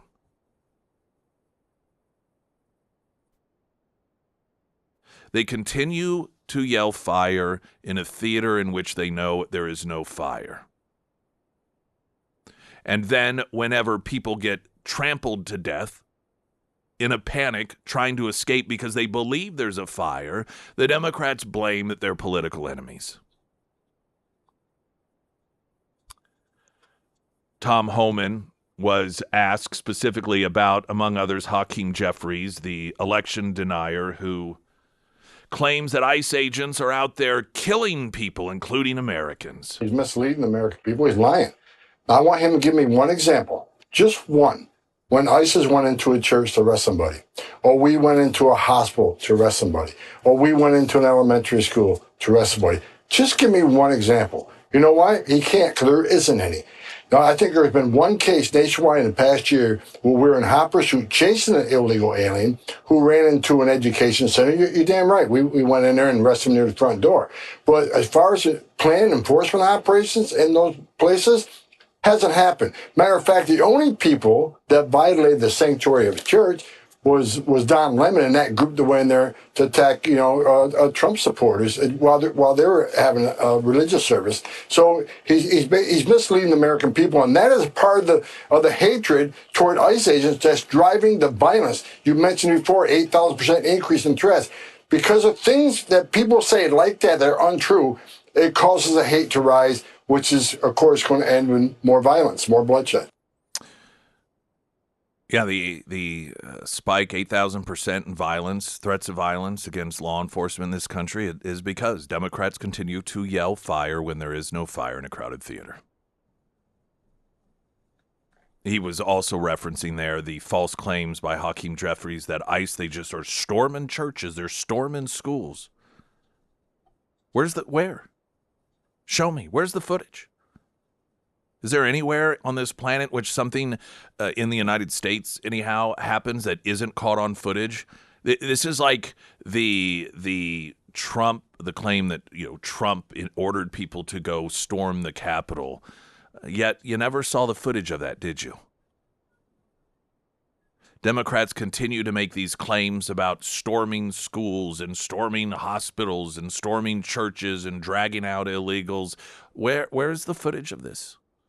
What are they finding, these black holes where suddenly no one has any ability to film any of this stuff? Anytime anyone makes a claim about something just insane that is occurring out there, they claim, whether it's law enforcement or Donald Trump said this or that, if there's no video or audio evidence of it in a day and age in which there's video and audio evidence of absolutely everything, you have to ask yourself why. Odds are it's because it doesn't exist, because it didn't happen.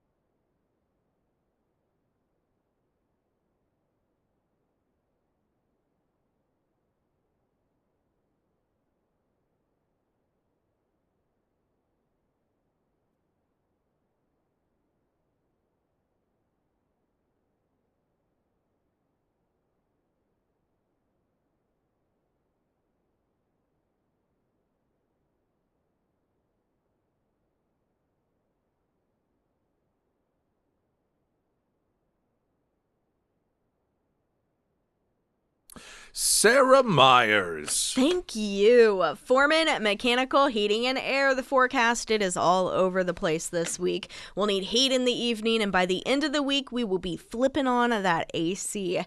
And, when the weather fluctuates like this, it's really important that both your heating and your cooling systems can keep up, and that is where Foreman Mechanical comes in. They offer an annual maintenance program to keep everything running smoothly and keep your units in check, but if you find yourself needing a repair, well, they can do that too. Both residential and commercial, by the way. And if something does happen after those normal business hours, they have a 24/7 emergency service line as well. So over the next couple of days, if you notice issues as you flip back and forth between heat and air, just reach out to Russell. You can find all of the contact information for Foreman Mechanical Heating and Air under the Sarah's Endorsements tab at ksgf.com.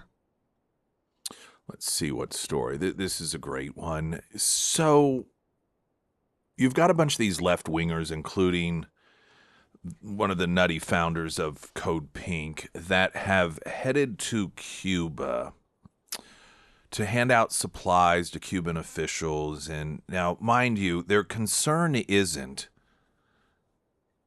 the deplorable third world conditions of the Cuban people at the hands of the government. They're now concerned that the government isn't benefiting from the authoritarian ways of countries like Venezuela, who have been shipping them oil so that they have energy. And you had a number of these left-wing activists that took a tour over to Cuba and, of course, filmed themselves breaking their arms, patting themselves on the back, delivering humanitarian aid as part of a convoy.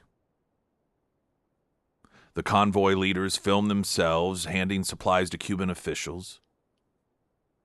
The Code Pink volunteers sporting the pink keffiyehs, filming themselves painting a mural of humanity, enthusiastically praising themselves for their, quote, gift of love.